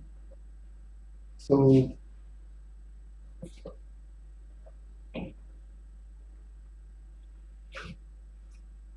sorry.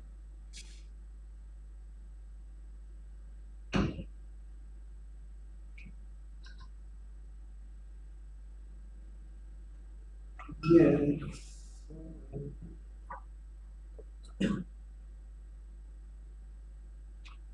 Yeah, sorry. So this is exact form. So locally, symplectic form exact form.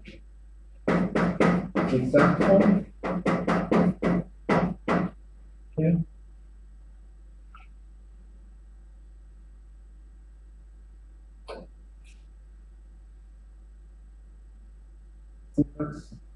And then this is exact form, so therefore you can write down d t.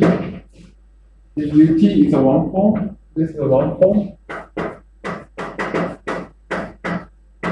And define the vector field xt such that the product of the xt omega t is equal to minus ut. Okay.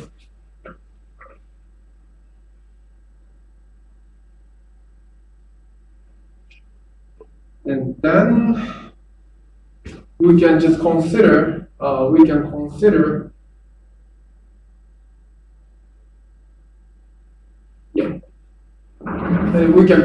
the flow generated by xt. Okay, then phi star t omega t is in fact and dBt is given by phi star t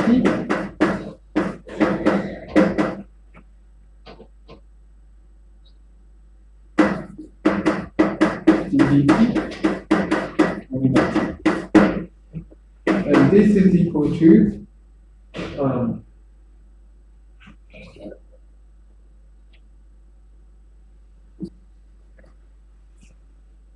so if this is 0, so if it is 0, so one can say that the phi star t omega t is equal to omega 0. That's what we want. That's what we want. Or omega standard. Omega standard. Okay. And then we already know that this one is equal to, so one can again apply the Cartan theorem. The lead derivative of dx can be replaced by dixt plus I dx acts on omega t plus d omega t dt.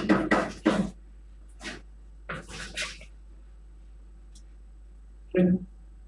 And then we already knew that the d acts on omega is 0, right? It's a closed form. It's a closed form. Okay. And ixt acts on omega, what would you get?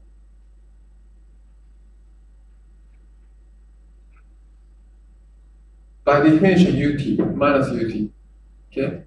Minus ut, d minus ut is equal to d omega t dt. And that cancels with this guy. Okay. I think I did somewhere. Yeah, I think maybe I don't need minus sign. So this is equal to 0.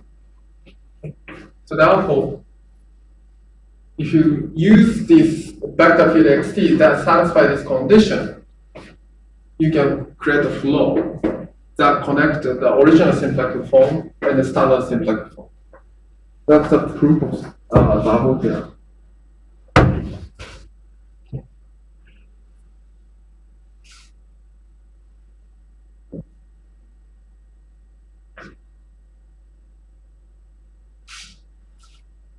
Okay.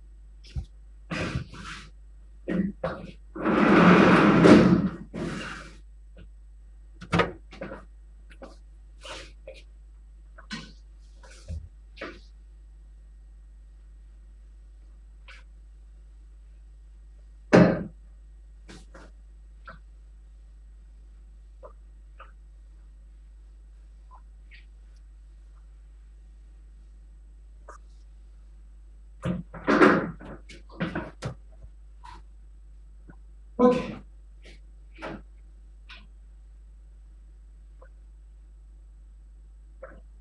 So if you consider some manifold, some manifold or dimension of L is n, and if you restrict the symplectic form is equal to 0 to the Lagrangian, then this Lagrangian, this submanifold, and this L is called Lagrangian submanifold.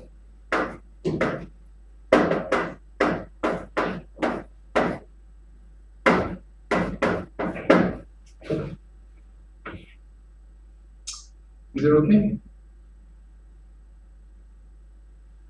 So for instance, if you consider R4, x1, x2, or p1, p2, and x1, x2. Then you just consider the standard symplectic form.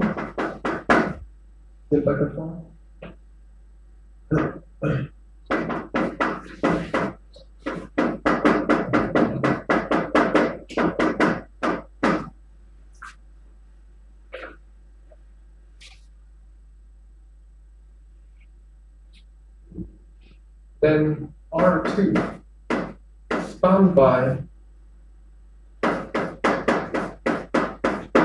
P1 and P2 are Lagrangian submanifold inside R4. Okay. On the other hand, R2 spanned by P1 and X1 is not the Lagrangian submanifold. It's not the Lagrangian submanifold. Do you see that? P1 and X1 spanned by P1 and X1 is not the Lagrangian submanifold. Although the P1 and P2 are Lagrangian submanifold. Can you see that? How do you see that? Why is that?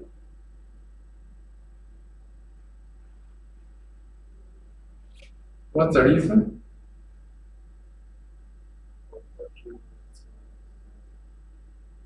Yeah. So if you restrict omega in Lagrangian submanifold, it has to vanish. Okay?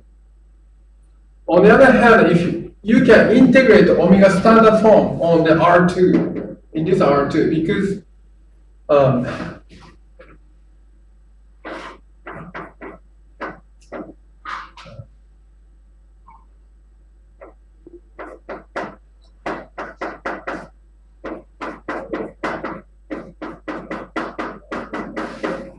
is not zero.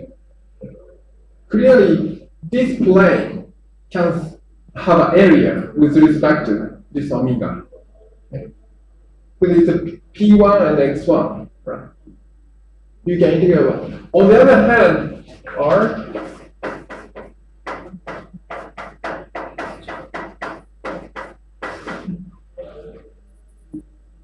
omega standard is equal to 0. Because I mean, P1 and P2 only see one of the one form, the other one form, you cannot see them. Okay?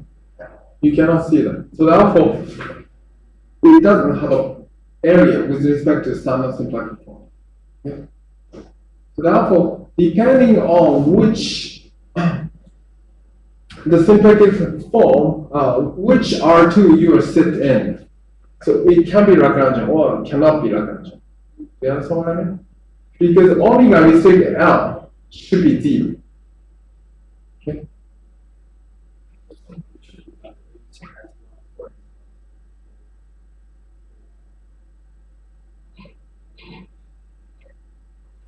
Yeah, yeah, of course. You can.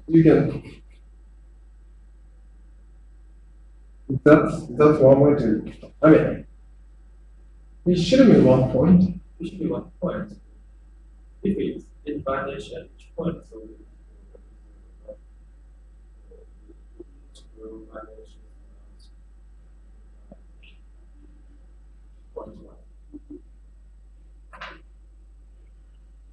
That's true. That's true. But this is already set. This is not equal to 0. Already set. It's not Lagrangian. Oh yeah.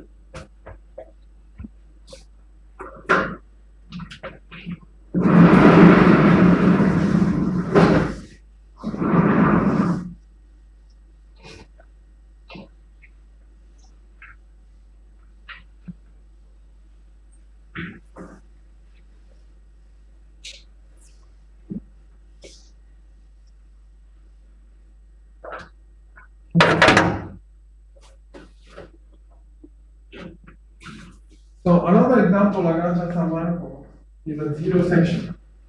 So consider the manifold is a quotient bundle. In the standard symplectic form. Then N is a zero section of the cotangent bundle. It's a zero section, means that the, as I mentioned, cotangent bundle is T star N, and there's an N here. And zero section means the section is really the N itself. Okay? N itself. This is also Lagrangian. Lagrangian submanifold. Okay.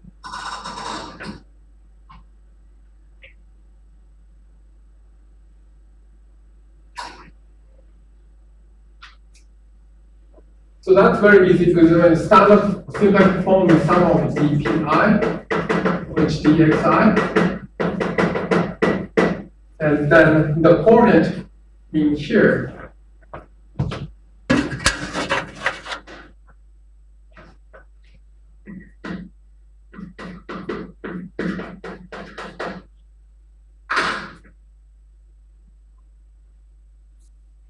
so it only has the coordinate in xi direction. Therefore, if you restrict the omega on n, it should be 0. Another thing one can consider is the embedding. Some manifold inside embedding. Or some manifold. Some manifold is okay.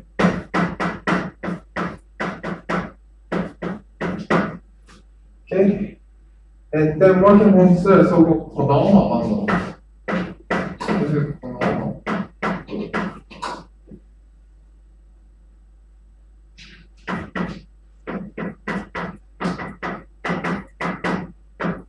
Such that the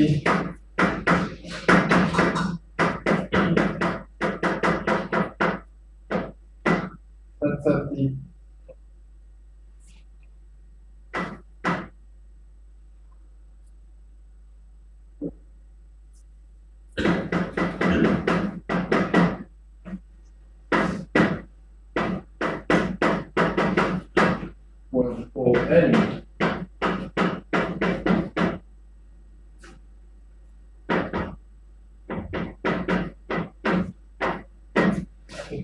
So let's start. So this is the coordinate. And this is momentum coordinate.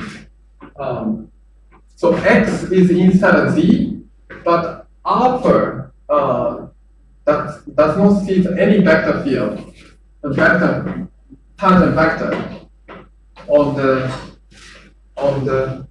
submanifold Z. So that's one way to construct the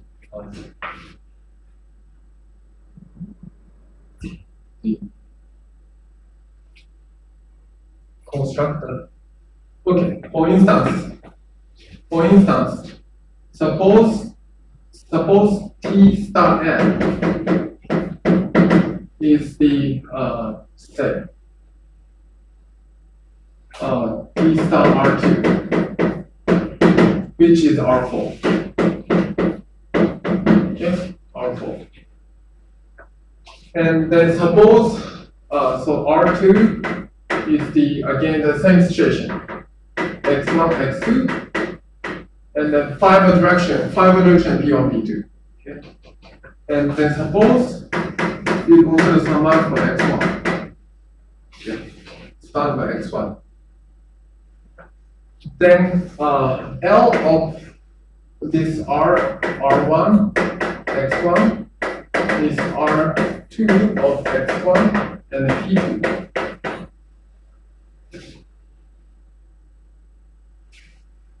So anytime tangent vector R1 x1 spanned by x1 is the delta x1. Okay? Delta x1. But P2 is essentially dx2. Okay? They do not pair, right? Always equal to 0, right? So this is a condition here. Condition. This is a condition. So this is also conormal bundle of 2Z, and it's a Lagrangian. Inside the Lagrangian, inside of T star.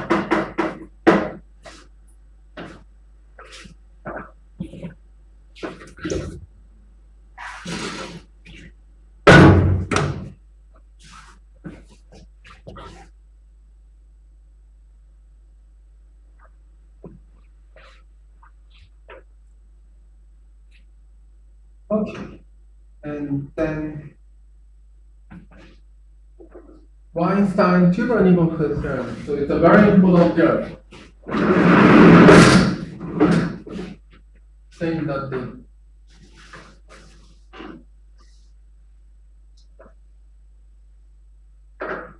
suppose L inside of M is Lagrangian, and then neighborhood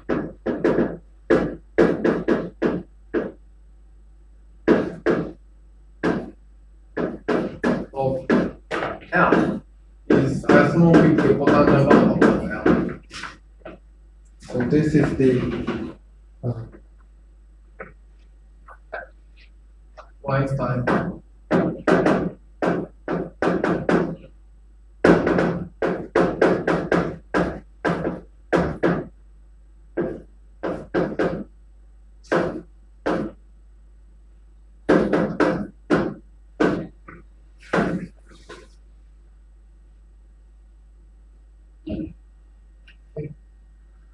So always given a whatever manifold, so given a manifold, and you have a Lagrangian submanifold, say Lagrangian sum for L. This is symplectic manifold, and if you consider the neighborhood of this L, so neighborhood of L,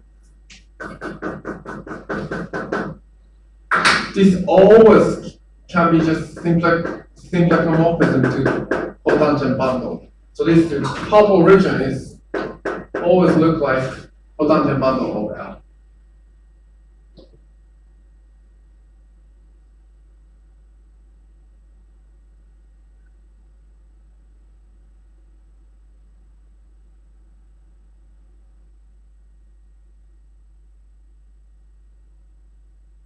Okay. This is the important theorem of the symplectic model. Okay. I think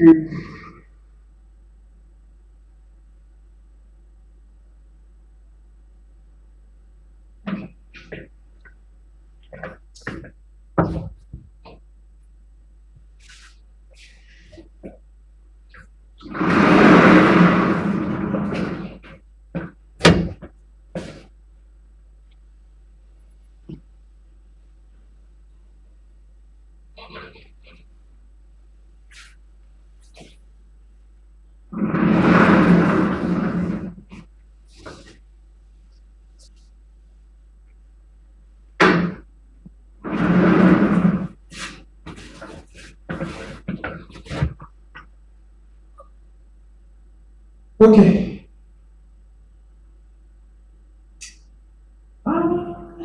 I think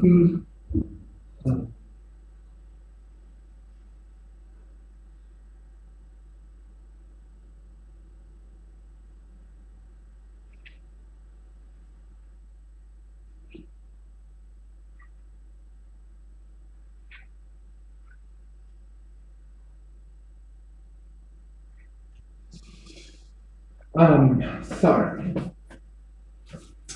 So Poisson bracket, did I erase? I already erased. Sorry. So yeah, I think I omitted a very important thing. So Hamilton vector here.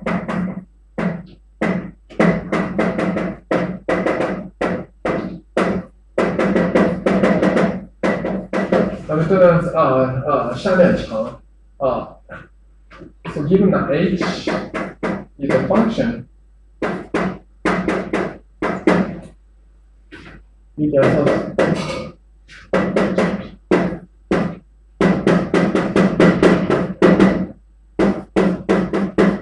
Okay, that's the definition of the Hamilton vector field. And then also bracket can be just obtained by omega xf xg. Okay, and then so another important thing is the D bracket of the two Hamilton vector field is given by Boston commuting. It's like this. Okay. So that's the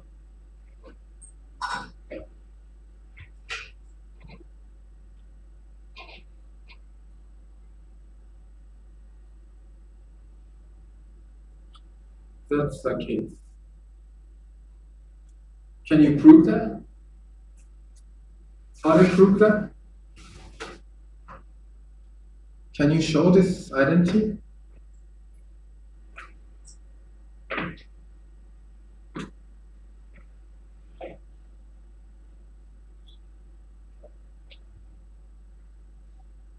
How to show this identity?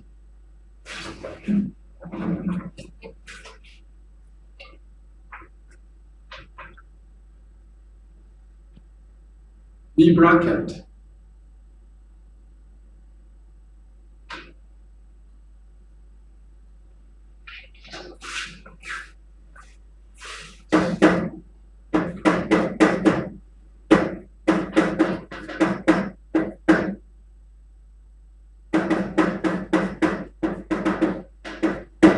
How do you show that?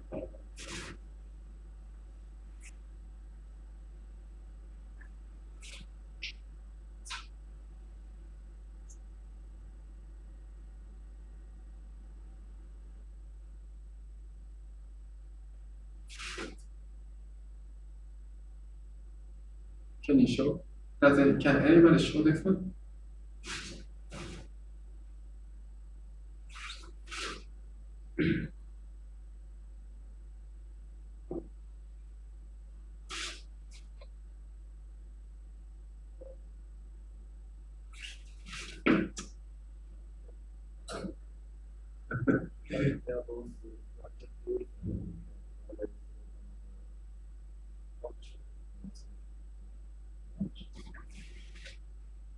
Okay, so suppose we can just consider.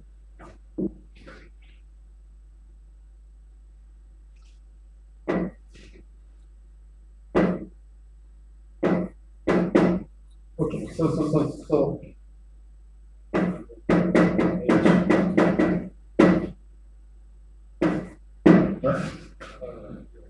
H function, this is equal to omega xf xg and then xh.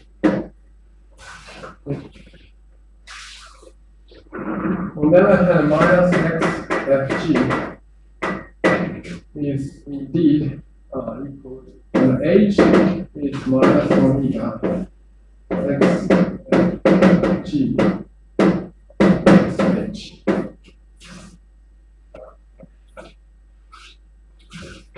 Okay. Is it okay?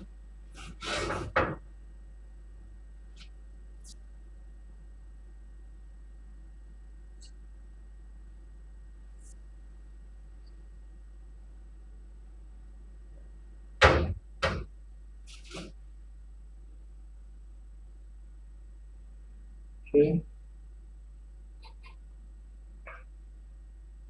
And then distance is equal to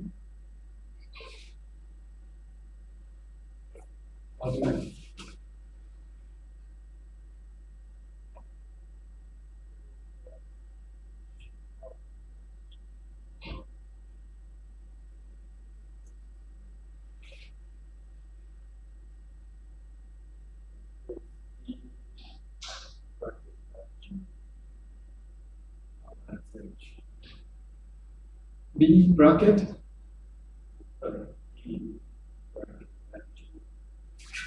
D bracket FG.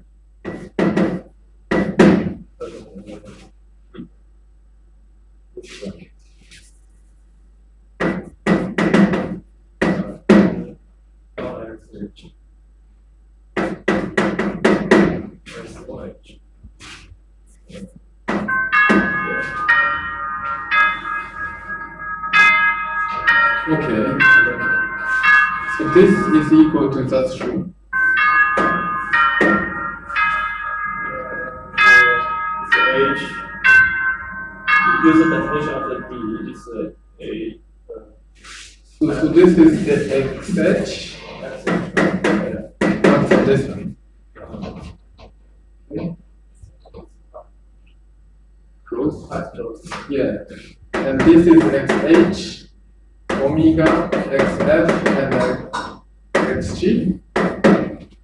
And then we need to show that this is equal to this one.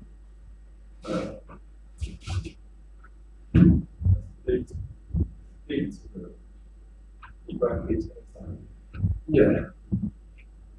I think if you use Jacobianity, you can show Jacobianity. You can show this. Okay. Good. Let's stop here. And next time I will talk about so-called the important theorem called the Arnold-Levy theorem. Instead of geometry.